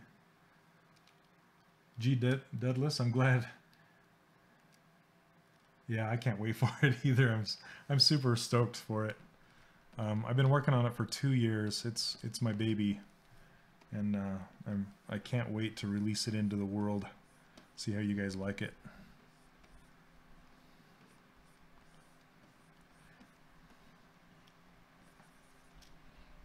Okay. Sorry, I've been noodling too long. Let me move forward. So, T Marshall, I'm trying to understand what you're talking about. What I do is I think the only word I can really think of is propagate. So I propagate the changes from the pose back into the neutral pose. They're two different files, two different Z tools. It's not part of the same Z tool. So when I go to propagate that stuff back to the other pose, I will just like physically move the stuff to try and match what I did when I was posing it, if that makes sense. Yeah, I know how that is, man. No worries. I'm just trying to give you a clear answer, you know, one that I think that you mean. Yeah, this is, see that lump right there? It's kind of bugging me. I'll push this in. Okay, good. I'm glad I answered your question. And it's, you know, it's more difficult than you would think to do that. I mean, because you're doing it asymmetrically, like you're posing asymmetrically, right? And so yeah, transpose master, that helps you pose it, right? So, but after you're all posed up and you want to go back to a T pose, a neutral pose, like a physical neutral pose, it's hard to remember what you did by just looking at what you did, because we will spend weeks doing the pose. Well, not weeks, maybe days. We'll spend days. We spend weeks on the character, but we spend days on that pose making it look good. And then you have to remember what you did, right? So to propagate that back is no small task. Okay. There we go, that's better. So now in that profile, see how it kicked out that weird lump I had going on?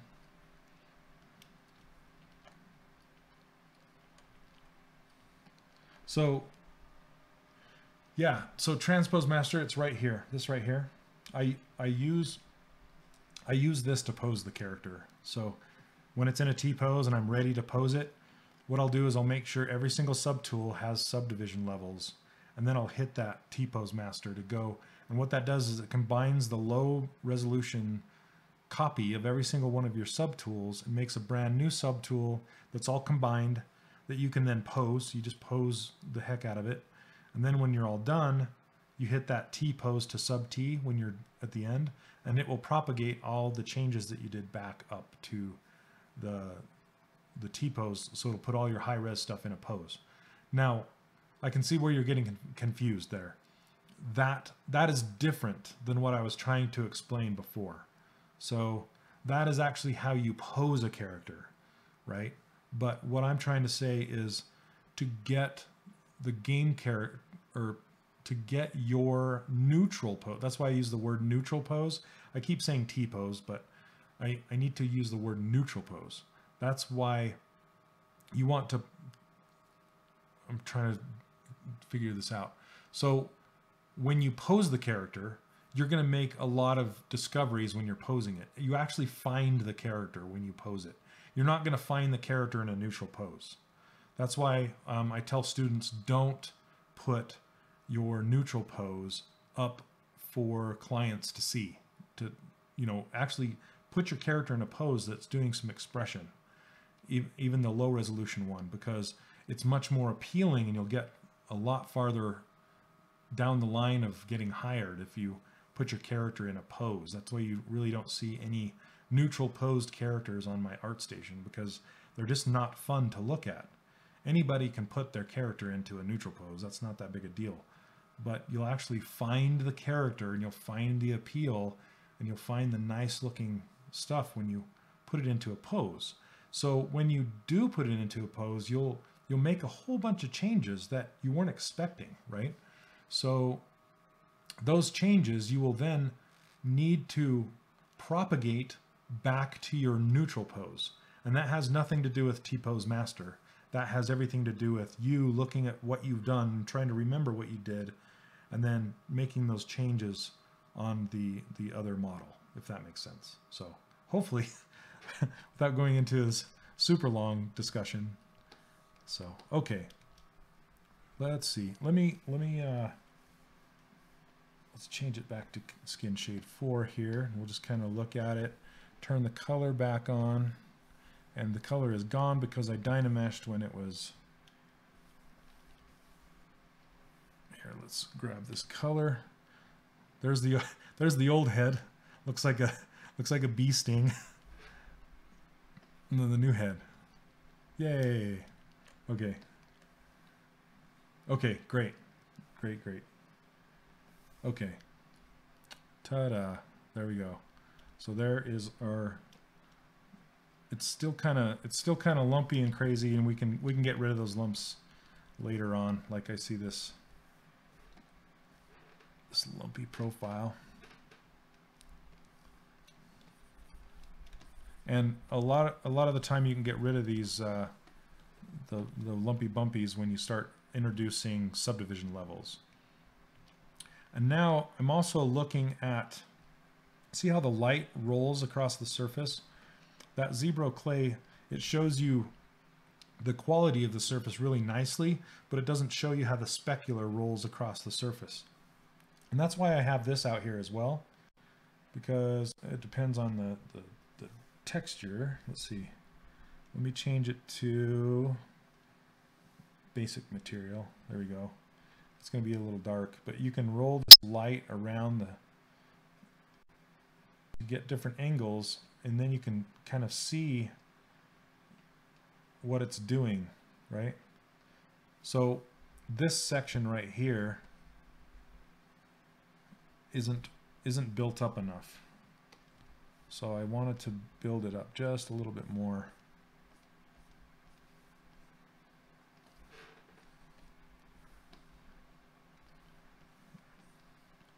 Get that cheek built up too.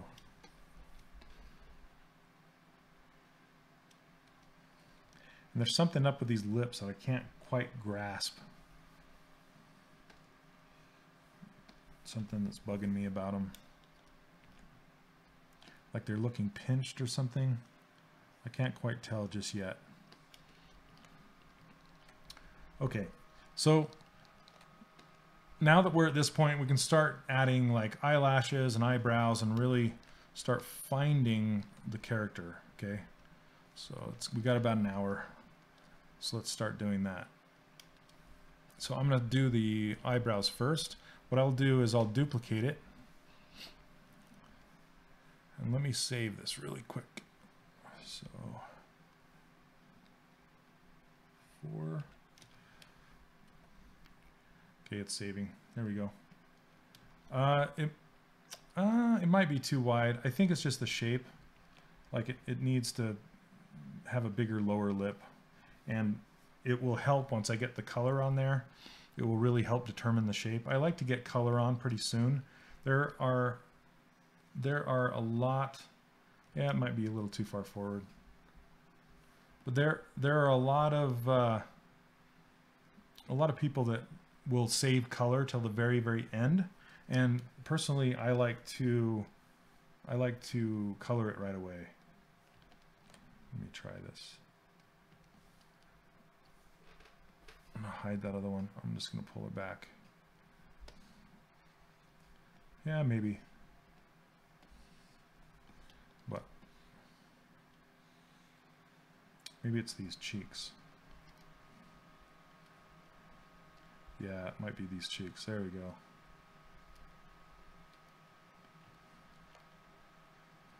You know, when I'm not sitting here telling you guys what I'm doing, it's just a lot of back and forth exploring and trying to figure out what's working and what's not.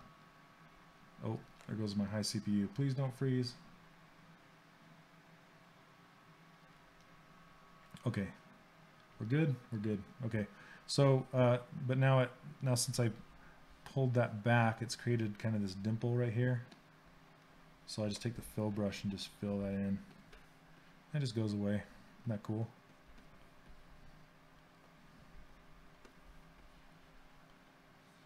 Then I can come in with the polish brush, smaller brush, just polish that out. Okay.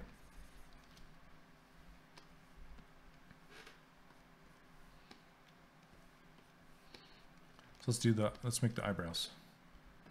So I'm going to switch to this other one, turn this off, and then I'm going to, so this is the old, I don't care about the mouth, I just care about geometry that I want to draw on top of. And then I want to try and make this eyebrow shape right here. So I usually start with that innermost slant, and then I'll draw the shape out. Let's see, kind of following this ridge line, and then taper this one down as it goes.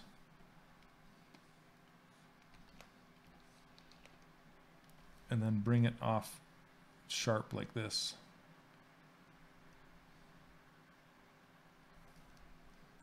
And that's probably too far down, but it doesn't matter because once I get it in there, then I can do as much adjusting on it as I want to. So then I'll just come back through and draw some faces. Make sure I get one right on that apex of that curve. And then I'll just tap on the surface and it'll make eyebrows.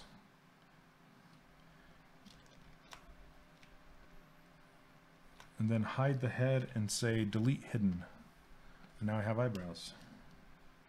And they're pre-creased and everything. So what I'll usually do is I'll put a crease around the apex just because it's a sharp angle. And I'll do that with the Z modeler brush. Let's see, crease, edge loop complete. Just tap on it. And then if I hit D, yep, you'll see that this side's going round. I want to keep that straight as well. So Let's see. I just want to do one edge now. Crease that edge, come on this end. That one, that one. Now hit D, and it stays sharp. Okay, so let's unhide that head. All right.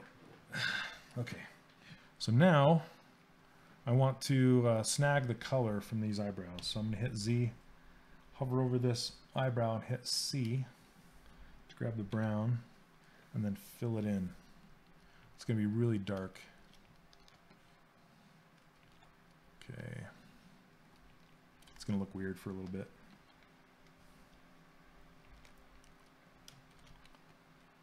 And I want them to kind of bevel too. There's a couple ways you can do bevels. If you watch my other stream, I showed you how to do it. But when you tap on the surface after you do the topology brush, it will actually project or add thickness to the inside and the outside of that eyebrow on both sides. So if I move it out to the edge of the surface, you can see that it has more thickness than before. So I'm going to try something with the Z Modeler brush. I'm going to hit scale and then do polygon center, polygroup all, and I'm going to see if that works. Yeah, there we go. Okay, so you can add a bevel that way, and it's faster. So did you guys see that? So if I hold down spacebar, hit scale, polygroup all, because the outermost surface is a single polygroup, and then just choose polygon center, and it'll scale each polygon on themselves. So you guys are awfully quiet. Hopefully you're just mesmerized instead of having the stream be broken. All right, now I'm going to come back in and edit these to be closer to what these are.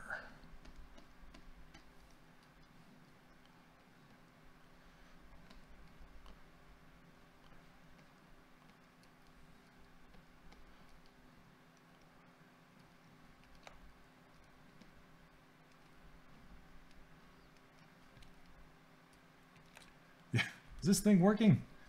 Is this on? Is this microphone? Oh. Sorry, making all sorts of noise probably. Yay, that's the best way to do it. Zolizzo. That's how I do it. But if the chat's buzzing and then all of a sudden it goes quiet, I'm like, what's wrong? Did it go dead? Because it's gone dead before. Like the stream has gone dead. So it worries me. I'm like, is it still working?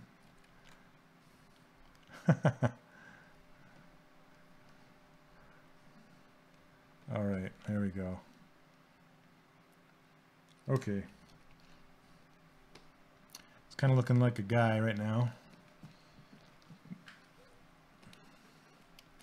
You know what's fun is I'm going to come in here and, whoa, get back to your eyebrows. I'm going to come in here and warm this up a little bit.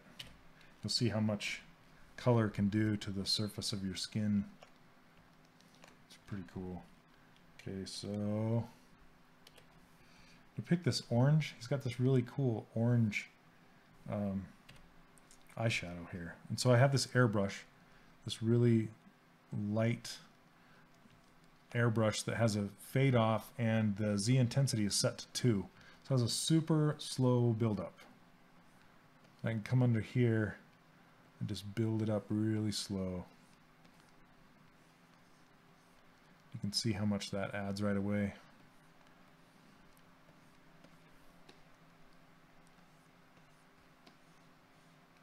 And it'll look so much different once I get eyelashes on there. I'm gonna put just a little bit below. You gotta be careful with the underneath because you can make her look tired and crazy.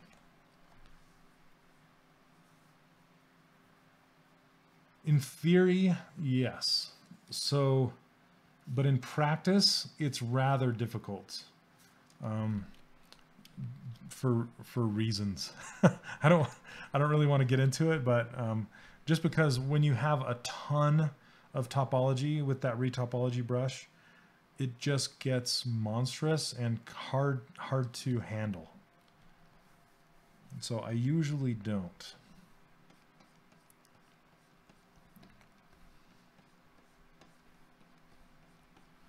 Okay, but I use that Topology brush for just about every piece of clothing or armor or anything that has thickness that I build. I use it for that.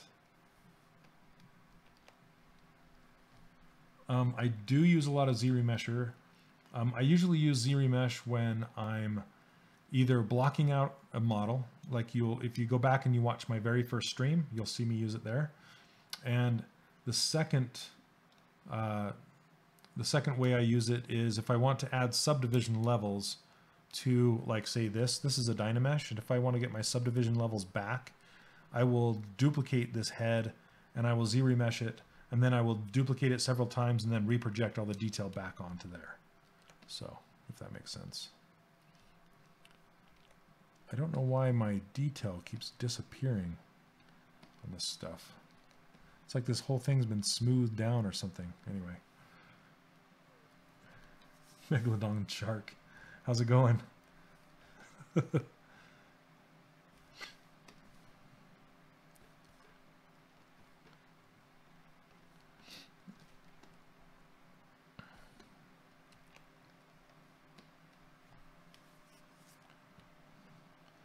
Okay, let's get some more color in here. Let me color pick from the top of that nose. Some red. Whoa. Nice. All right. Let's warm this up through here.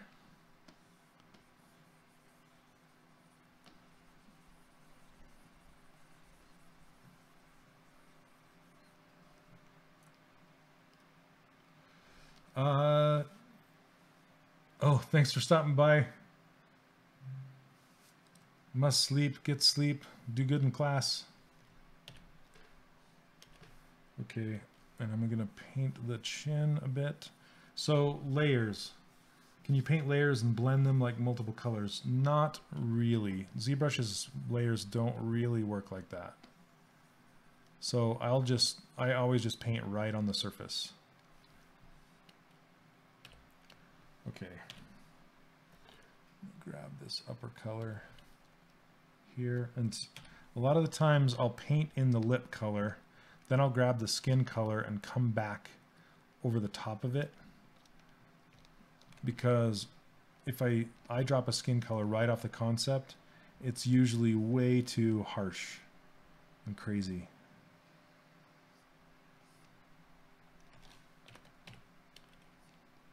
And I don't have quite enough resolution to do this. So I might have to Z-Remesh again.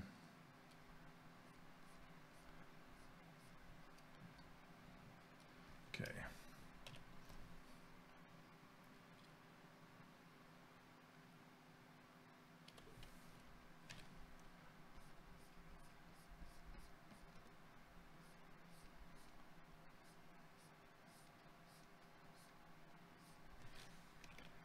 This is where that lip shape will really start to show, and then I can go in and adjust it. Yeah, see that? It's just way too harsh. So what I'll do is I'll come back, whoa, what'd I do? And with the airbrush, and pick the skin color and just go over the top. Because what that does is it kicks it back down.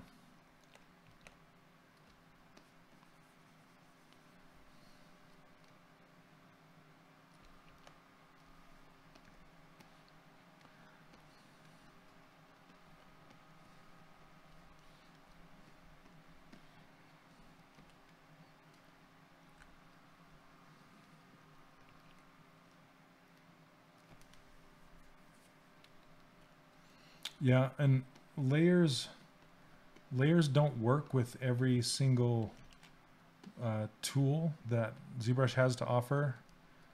Like layers don't really play nice with, say, the transpose master or just other things like that. It just has a difficult time with some of that stuff. So I tend to avoid layers unless I'm trying stuff out. I'll use them if I'm experimenting, or if I have, let's say, a client that has a character that has a bunch of patterns on it. And I'll stack patterns in layers if I need to do that. Or if I need to do morph targets, I'll use layers for morph targets.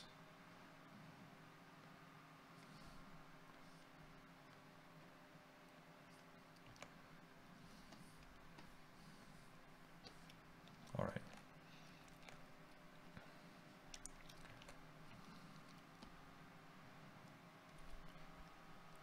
Starting to look a little better.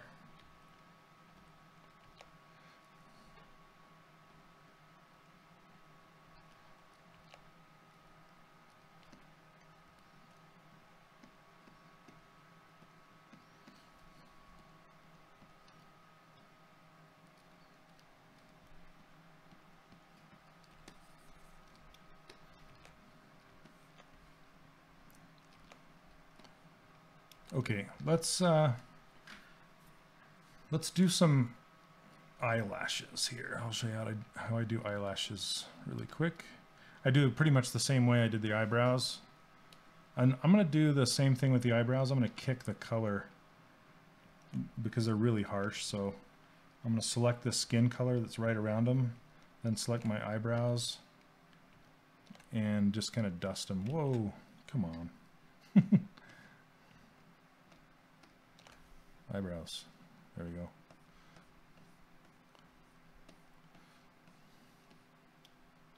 Just to lighten them up.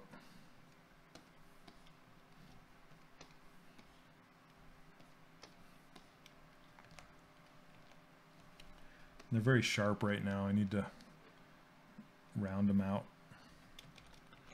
I'm gonna add one more edge loop here. Insert. Right there, and then I'm going to make it an actual mesh instead of a Dynamesh or a dynamic. So it's dynamic right now, and I'm going to hit apply, and that will actually add subdivision layers. And then I'll divide that, and then I can come back and smooth it, but not that fast. Let's see.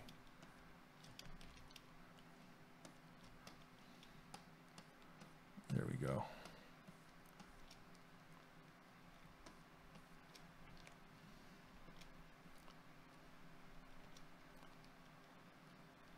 They were not so crisp.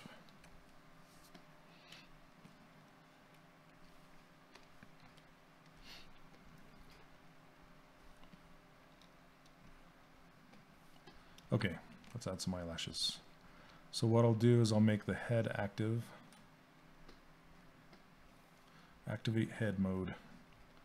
Then I'll come in here with the transpose brush again. Actually, I need to duplicate it. Every time you add something new, make sure you duplicate it and then hide the original. Then you can come in here with a topology brush and just draw some lashes on here.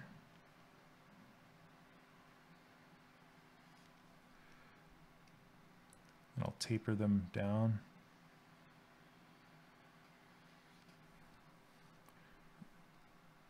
Let's see.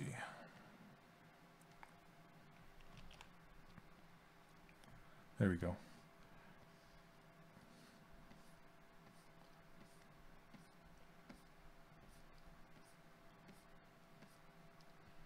One more. Clean up the edges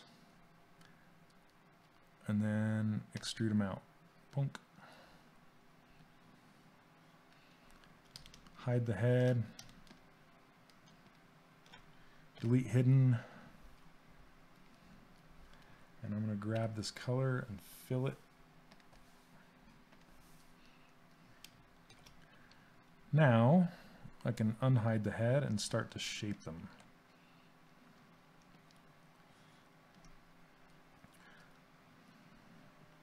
So what I can do is what I usually do is I edit this line right here that will create the farthest edge of the eyelash, and it's pretty cool with the Z modeler brush.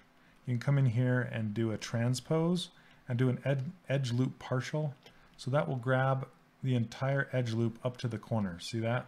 And it will just mask everything except for that edge. Then with that unmasked and the transpose tool where it's at, I can then drag it out like this. And then I can rotate it.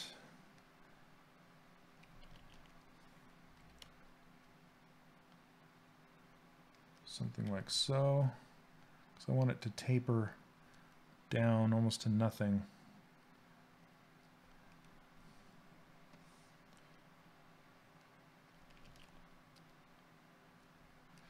Okay.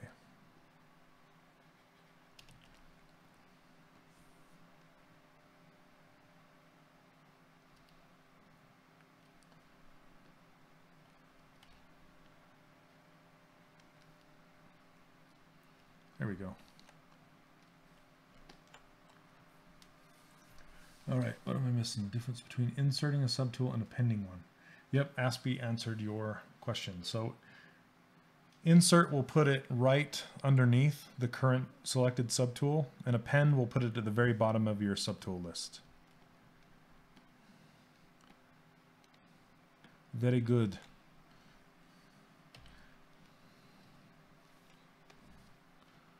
Okay, now I'm going to push this end kind of into the head here. How did I mask the edge? Oh, so I use the Z modeler brush, and it has this utility or this option called transpose, and then I picked edge loop partial, and edge loop partial will stop at the corners, so where the line breaks. So then if you just tap on the edge, it's going to mask everything except for the edge loop partial that you selected. It's super cool, and I use that all the time. I love it. So actually I'm going to, it's a good way to mask an object or a poly line as well. So say I only want to mess with that right now. And I can invert the selection.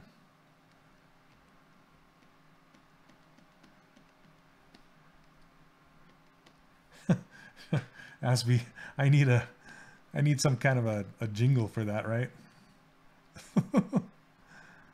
Okay, I'm going to show you guys something that has to do with 3D printing. Okay, so you'll notice, and I'm not done with it yet, but let's take a look at this eyelash from the side. See how it's shaped like a wedge instead of like a plane that tapers like a real eyelash would. If I'm making a toy out of this and I want to print this and I want to print it for mass production, so it needs to come out of a mold, I need to make sure that it doesn't have any undercuts. So that's why I'm going to shape this eyelash. Not that I'm going to mass produce this thing, but I wanted to show you guys what we had to do on Infinity, where we had to make sure that these eyelashes could pop out of a mold. So if you look really closely at, like, say, Tinkerbell's eyelash, you can see what I'm talking about. It's super duper tiny because it's that little tiny toy, but yeah, it's there. We had to do it. Olsonness. Oh, funny. Okay, here's another thing. Okay, see this OBJ shadow over here? The reason I have that on my user interface is because the default shadows inside of Zbrush, as you can see underneath here, very dark. So if I crank that to 0, you can see it lighten up underneath here. So, hey, Jacob Huddle, thank you for joining. Hey, Geig Art, is that how you say that? It's awesome. The Infinity sculpts are so good. Thank you so much. I really appreciate it. Do I always add color before finishing the sculpt in ZBrush? Every time. I always add color, yes. I love it. Color helps me see what the final thing will be. And that's I don't know, that's kind of just me, I think. Because some of my other coworkers that I worked with, like Brad Bolender, Chris Wright, they like to keep their models gray until the very end. Then they will color them. And that's very good practice as well, because that kind of forces you into, you know, the sculpt is king, where you're not using color as a crutch. Not that I use color as a crutch, but it forces you away from that, I guess. Okay. Hope that answers your question. Oh, gig art, cool. That's cool. I'm thinking of Geiger, H.R. Geiger instead of gig. That's cool. Okay. The end of this is always tricky because it gets so small.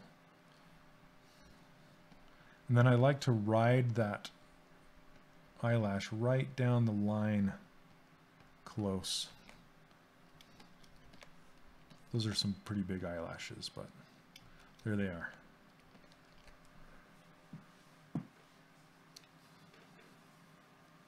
Yeah, for sure.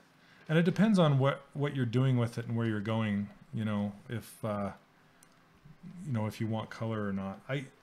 It just helps me personally get closer to the concept. Like, for example, the lips, right? I want to see color in the lips, so it punches me in the face with the shape of it, and I know if the shape of the lips are working or not. Whereas if I turn it to gray, well, brown, if I turn it to gray, white, then, you know, the shape isn't quite as apparent. It's still there and it's still just fine, but it's not quite as apparent.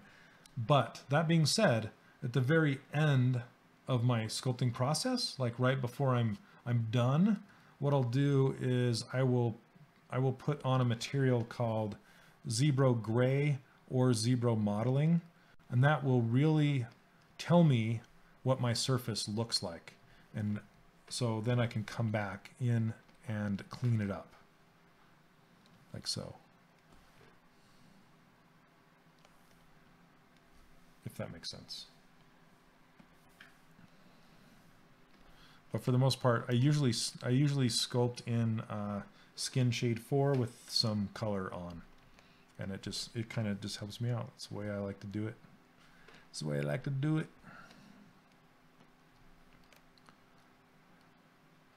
Should probably take that color down to the bottom of that lip further. But okay, she needs some upper eyelashes. How are we looking on time? 10:30. Okay. Whoa. So let's do the upper eyelashes. We're going to duplicate this face. And I'm going to save it really quick.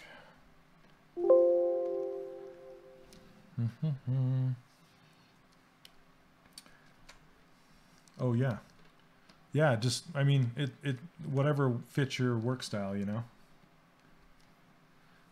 Like they do on the Pixelogic channel.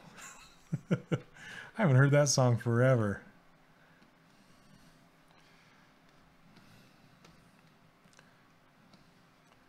You know, for kids. Okay, so it looks like on this concept, it has the eyelashes going all the way down to the tear duct down here.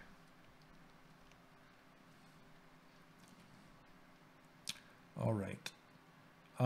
Next week, next Sunday, I'm going to be demoing ZBrush Core, because there's a lot of people that have shown interest in ZBrush Core, want to know what it is, and haven't seen it in action. So I'm going to show you guys exactly what it is and how it works.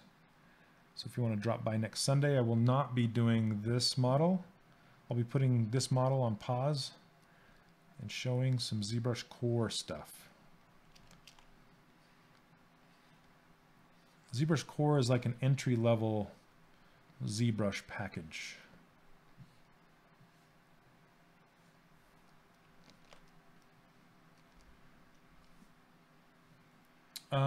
So do I use Skin Shade 4 for the final or switch to a different material? I don't render in ZBrush for my final. I render in Keyshot. So I actually have my own materials inside of Keyshot to render out for the marketing shots or the beauty shots that I put in ArtStation. And then I will also, oh, sorry, Kyle. Maybe you can tell me. Oh, my brain is fried, Kyle. I'm sorry. I'm so glad you're here. When? Next month. So what day? Can you tell me what day I'm scheduled to do that? So then I don't advertise improperly. Oh, my brain. I'm telling you what. I've been sitting in this chair in this office for too long. Okay. What was I talking about? Remind me. Oh, rendering. Okay. So I'll render the beauty shot in Keyshot, but I will actually do the finished in-game model inside of Marmoset Toolbag 3 because I will create the low-resolution game mesh and I will push it over to Marmoset because it has a very good real-time renderer and a previewer and a turntable, and you can spin it around, like you can push it to ArtStation and your viewers can actually like view it in real time and spin it around themselves and view the wireframe and the normal maps and all that kind of stuff. So for the final, though, it's in those two different ways to view it. Right now on my ArtStation, I only have Keyshot renders, but eventually, because for most of those, I didn't do the game mesh. We had some other internal guys and some external people that would do the game mesh because we were so downloaded with the toys. But the ones that I actually do, and I show you exactly how to do that in my course that's coming out. I go all the way through it from start to finish. So, oh, the third week of May. Okay, thank you, Kyle. So everybody, just to clear things up, the third week of May is when I'm going to do a ZBrush Core stream. Thank you so much. Okay, one of these days I'll get it right. Okay. So I hope that answered your question. As a stylized 2D artist trying to learn ZBrush, I love watching some of the great ZBrush streamers on here. Okay, yes, it's super interesting that you say that because, in my opinion, it's easier to learn ZBrush starting fresh. Like if you're a 2D artist and you've never done 3D before, in my opinion, it's much easier because you don't already have this stuff in your head that you're trying to unlearn in order to learn ZBrush. If you are a traditional box modeler, I've found that it's much more difficult to learn it because you're expecting ZBrush to behave in a certain way and it just doesn't. It's its own thing. It's its own beast. You can end up using what you make in ZBrush inside of Maya or vice versa, but it's not that. So it's hard to learn when you're coming from that direction. But I have a friend of mine that is a 2D illustrator. His name is Matthew Armstrong, and he's going through my course right now in beta, and he is just running with it, just flying with it, and I can't wait to show you guys what he's doing because it's really exciting. But yeah, so he's a 2D illustrator learning ZBrush. Same with Steve James, like I've talked about before. He's also an illustrator that has learned ZBrush. So, okay, so now that we have these lashes here, let's make the brush big enough, then just tap, and it makes it. And then I can then delete the head, delete hidden, fill object.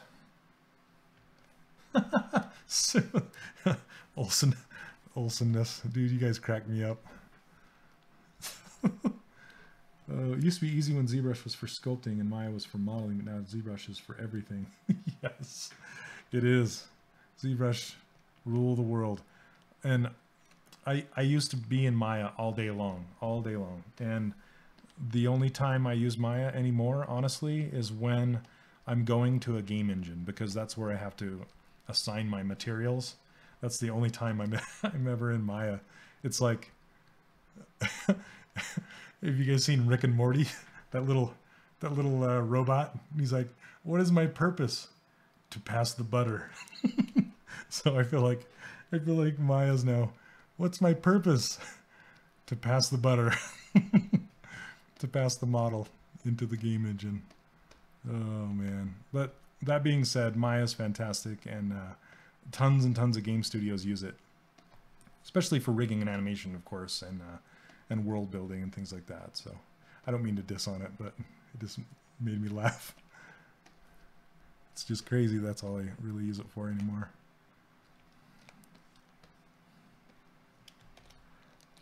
Okay, I'm going to do the same kind of thing here. And I just discovered this in the Z Modeler today with this scale poly group all.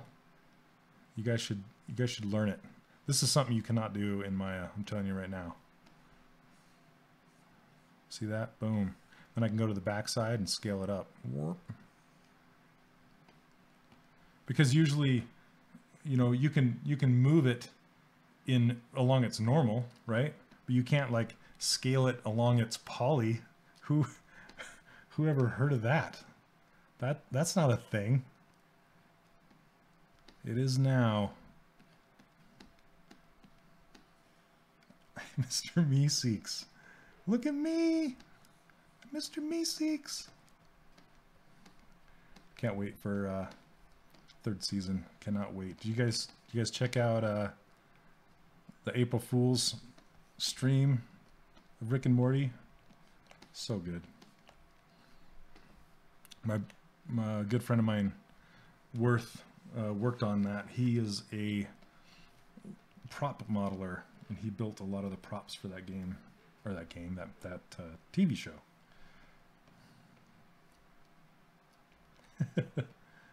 Olsonness. Yeah, the Saskatchewan sauce. I think it's dry. So are they? I heard they're actually going to try and bring it back. That sauce.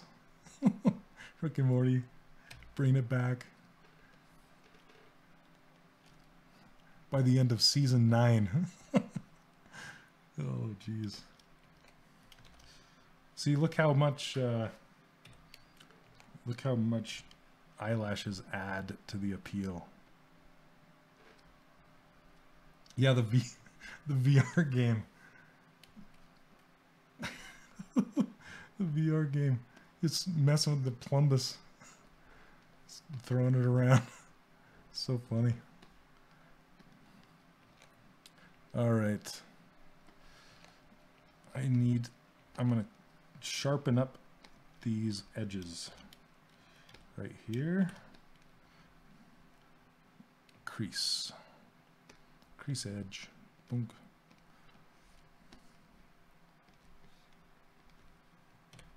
There we go.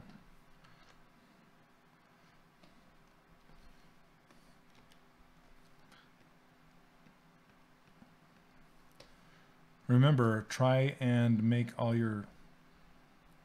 anything you can, try to give it a taper. Don't do parallels. Avoid the parallels. Embrace the taper. Who did the modeling for The Incredibles? Well, I think he means like the person, right? There's a guy named, trying to think of his name, Jonathan. He has a lot of them in his portfolio. Jonathan. Gosh dang it. I'm going to have to go look it up. Anyway, he modeled like Edna Mode, and yeah, he's super good. Jonathan Payne. I think that's his name. Jonathan Payne. I'm trying to remember if that rings a bell. He's also a traditional sculptor as well, and he made these like Pixar is a person.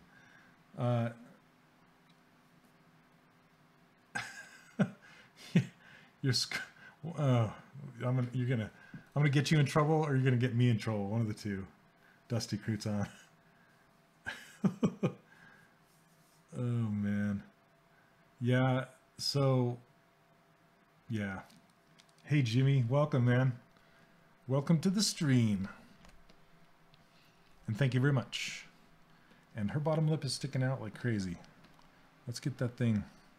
Put that thing back where it came from. So help me. There we go.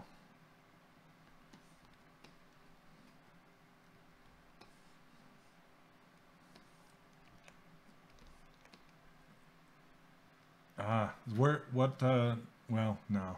I won't make you I won't make you call them out on the stream. But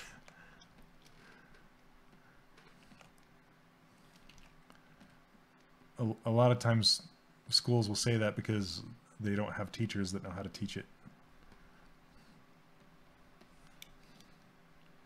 Did I say that out loud? Sorry. I didn't say that out loud. Shush.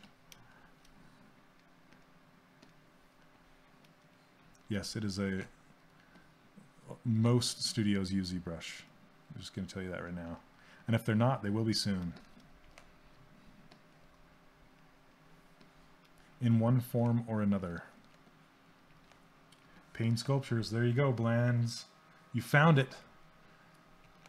You found it. He makes these really creepy, like human parts all mushed together. Like all these fingers like sticking together. So in traditional sculpture, it's so crazy. I was trying to get him to come up and do some training for us at Disney Interactive, but we never got around to it. Another one to look for is a guy named Darren Marshall.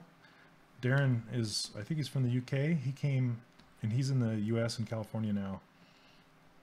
But he would help us find the look for the Disney Infinity characters when we were struggling a little bit to find a new look for Infinity 2.0, and he did some really nice traditional sculpts of Darth Vader and Princess Leia and the Zootopia character, the rabbit. And he does stuff for the Clone Wars, Star Wars Clone Wars, the TV series. Really awesome stuff, and he's a cool guy.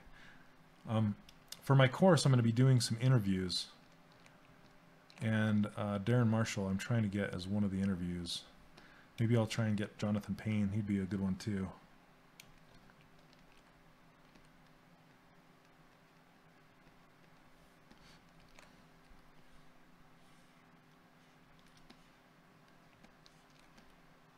Okay, I'm going to try something. I'm going to try a big move right now just to see what it does.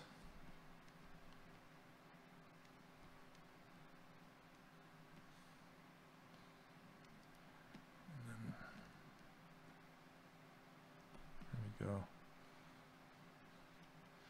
There's something going on that's bugging the heck out of me, and I can't tell what it is.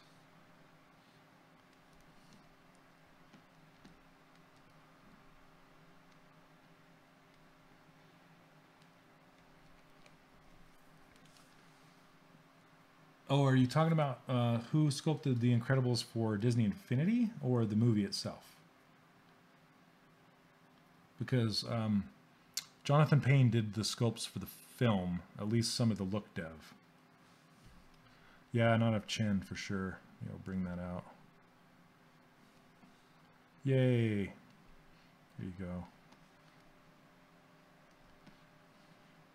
So it's kind of a battle, though. You can see the chin on the concept. It's pretty much like chunk. I know he's cheating it a bit, and you can't live 100% in the 2D world. It just doesn't always translate, but you just try and get it as close as you can. Wider. It's looking better. See right there, that angle is like me. I don't even know. Like me. What's going on?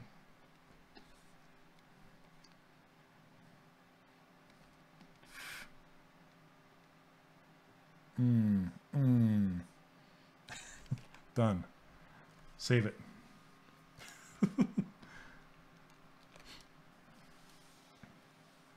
Right.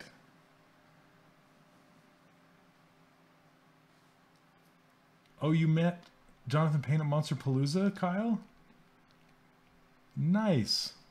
Is he cool? He's a cool guy? He seems like it.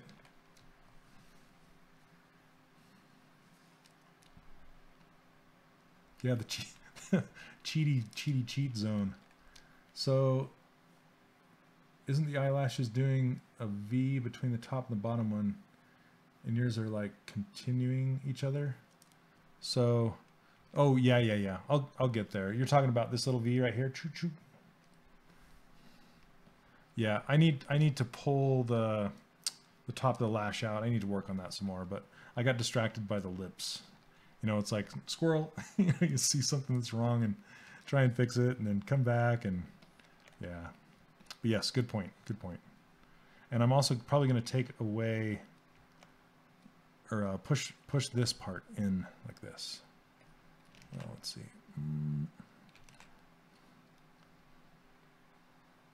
Like that. But I keep, yeah. Anyway, I need to focus. I'm getting loopy. Getting loopy.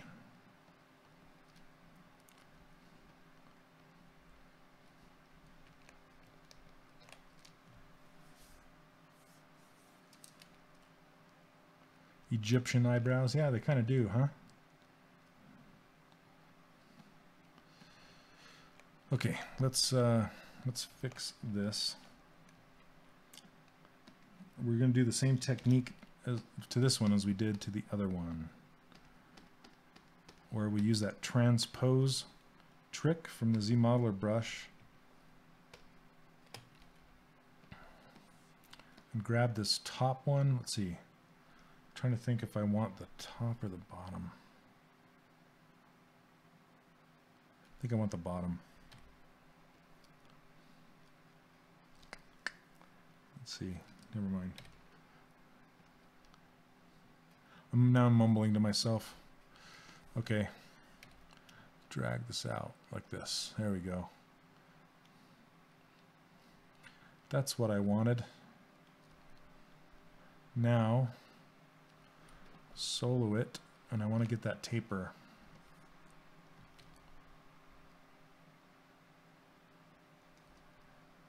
Let's see.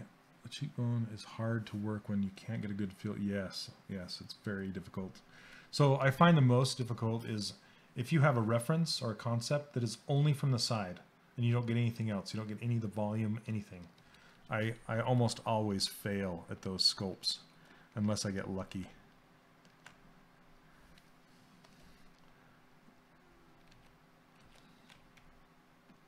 Let me invert that mask. Yes, it's quite the challenge. The face is the most challenging of everything for sure.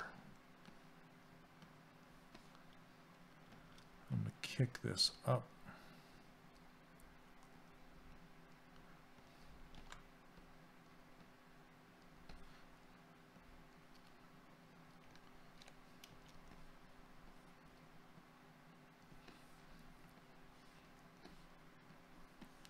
So now that I have this, I can get rid of this underneath crease.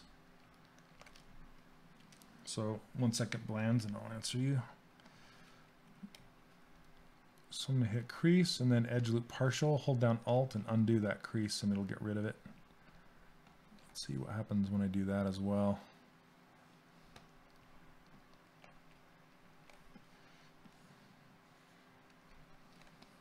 Experiment with the creasing to see what you get, because creasing will dictate a whole new shape as you're working with it.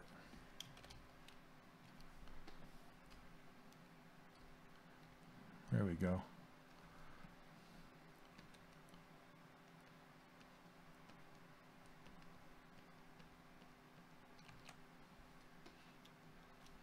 Yeah, those eyelashes are super interesting, right?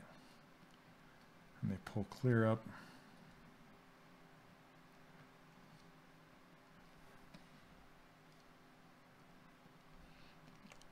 pull this one down. Oh, I grabbed the eyeball. Okay, let's see. The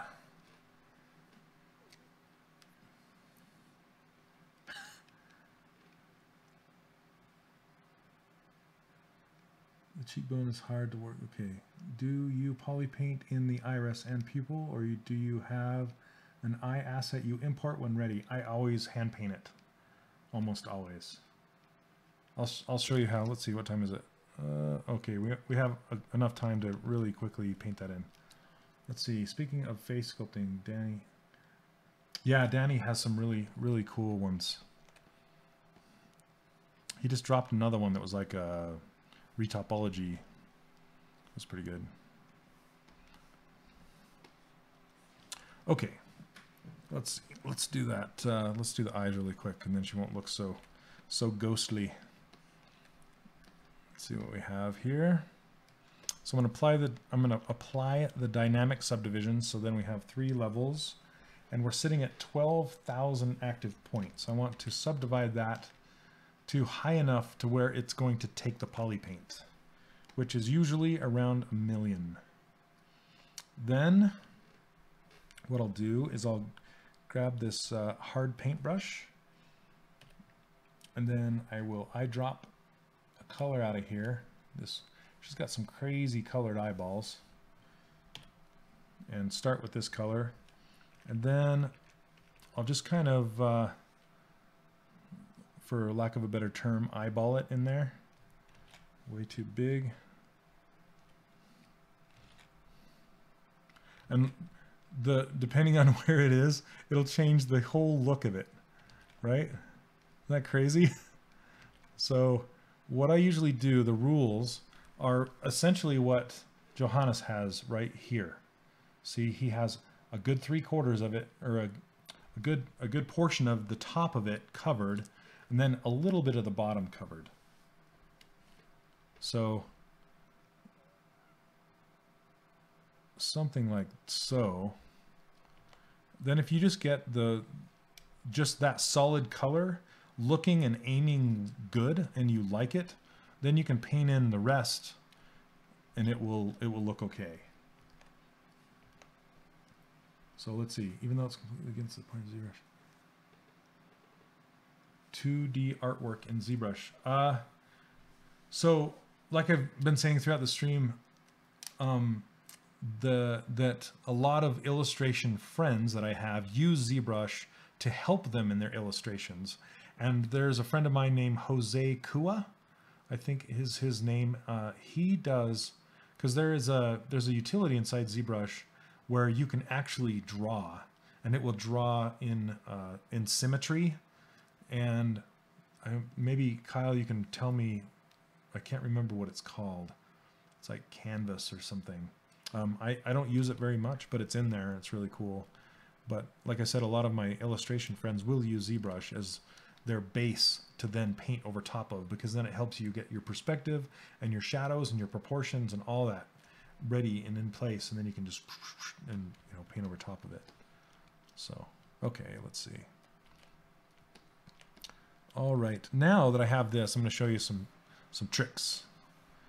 So I will do a mask by intensity. So masking, mask by color, by intensity. And what that will do is that will mask out the pupil. Yeah, paint stop, there you go.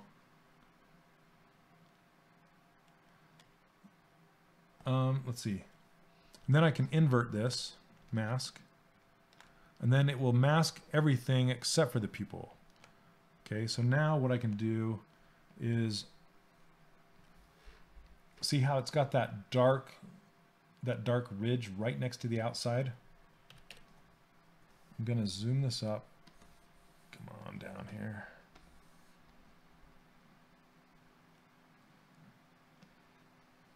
So I can get a better color and just grab it. Okay. Then I'm gonna fill these. Okay. I'll grab this color again. Then I'm going to do my best to manually kind of go in there and fill it right up to the edge, to that border. I'm just making the tiniest of little small circles. There we go. Just to fill it in. That wheel is Spotlight. Yes, this is Spotlight.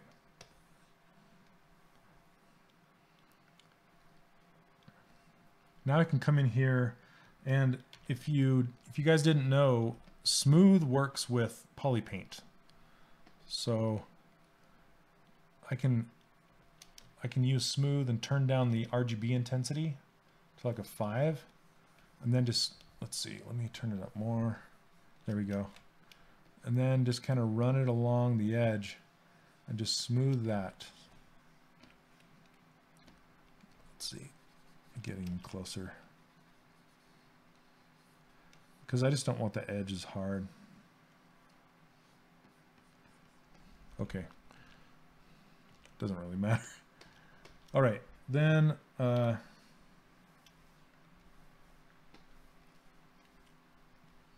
what I'll do is I'll come in on the top. See how it's kind of dark, and he's got it purple. So this will be pretty cool. Yeah, I know. Nabi Hobby, I thought the same thing, but I wasn't going to say it. You know, because this is for kids. But yes, my mind went there. All right, here we go. Let's see, boom. Kind of this purplish. Okay, then I'm on the airbrush now. I'm just gonna slowly bring that purple in.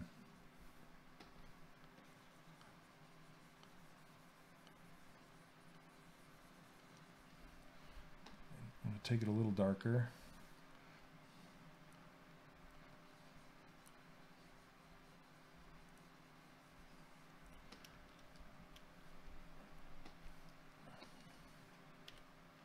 And then this is really light, kind of like a peach color down in here. Not kind of like, I guess it is. And then what I'll do with that is I'll just kind of hit it right in the center, because I want it to be brightest next to the pupil and then fade it out.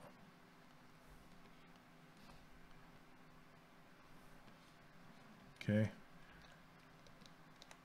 The reason why is because there's differences in the two. This one will show me the structure and actually what he was thinking about when he built it. And a lot of the structure gets painted over in the colored version.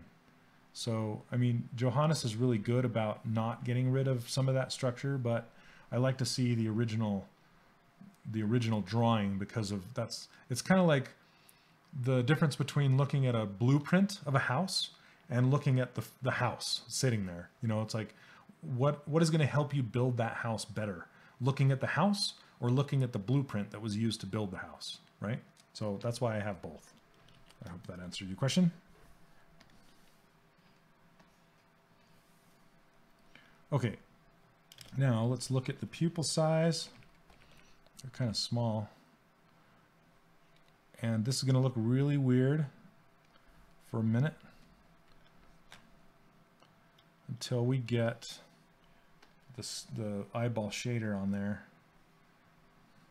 And then I'm going to switch to M and fill it, and then switch back to skin shade 4. There's our eyes, and they look kind of weird because the pupils are small.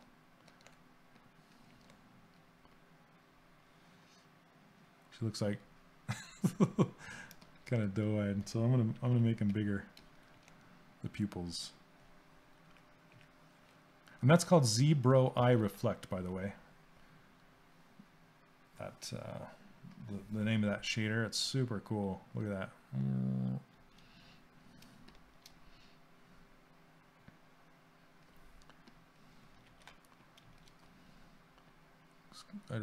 I like bigger pupils, but that looks weird still. So now we come in and start editing the eye shape. So this is exactly why I get color in sooner rather than later, because then all of a sudden you're like, okay, there's problems. Let's fix them.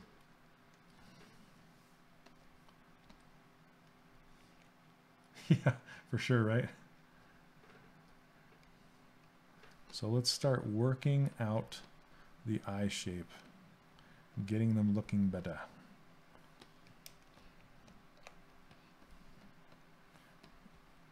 Which kind of looks alienish. And then another thing that really helps too is to start to get the hair in place, because that's the second most important thing, is the frame of the face for appeal. And I gotta fix those lips. I gotta do some exploration, figure out what the heck is wrong with them.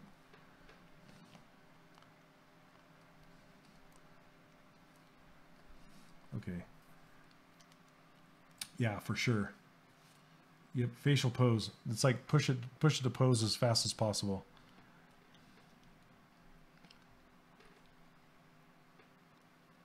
Let's see. Yep, Zbrush. Yep, it does have smaller pupils for sure, Nick. And I don't know, I might take them back small. We'll have to see. We'll have to see what it looks like. Maybe the irises are too big. So as soon as I start getting the eyes posed, see, watch this. I'll show you guys. This is crazy. Back to our fake, whatever you want to call them. I'm going to auto group these. So then they're each in their own group, and then mask one out, and then turn off symmetry, center the transpose line in there, and then I can rotate it. And it'll look weird because it looks like I smashed the center of the eye there.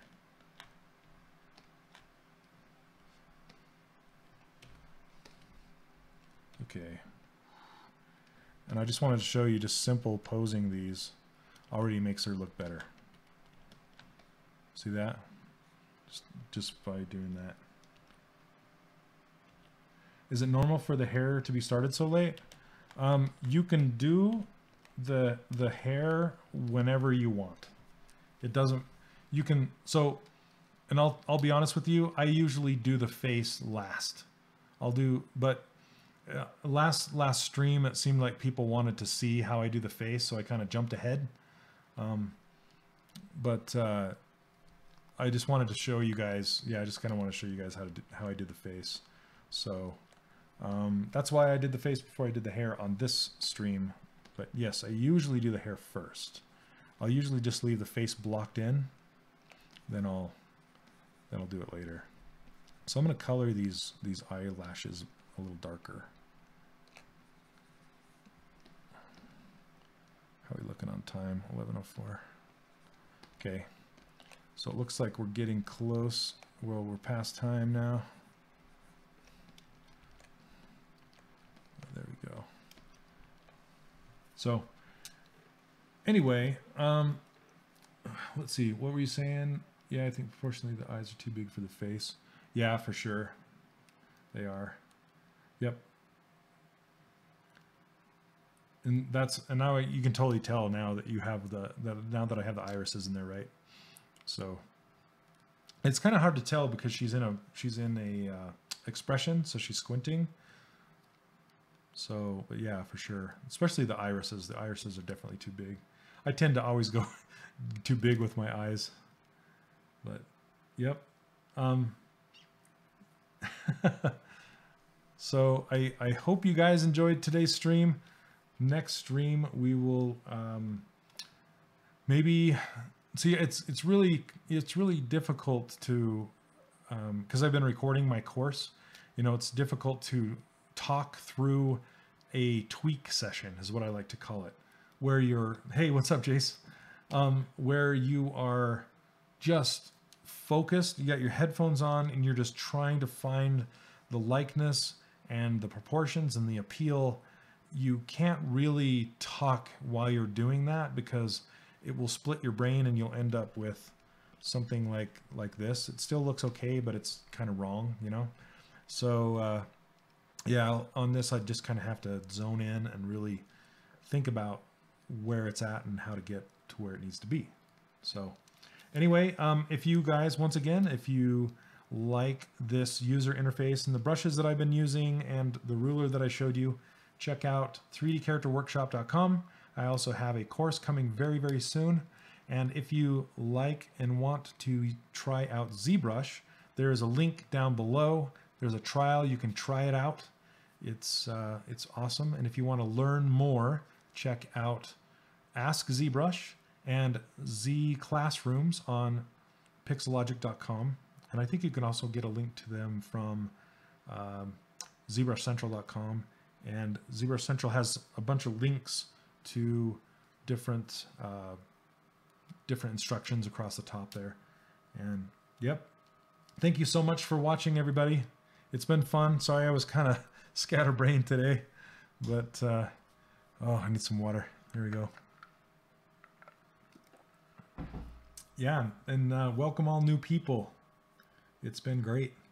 So also be thinking about some questions. You know, if you want to ask me some questions during the stream, if you have any, I'm happy to answer them. So, and thank you for the schedule. Thanks for moderating, Kyle, and thank you, Pixelogic, for having me. It's been fantastic. So, thank you so much, and have a great night. Take care. I gotta find the off button and look weird. All right. See you.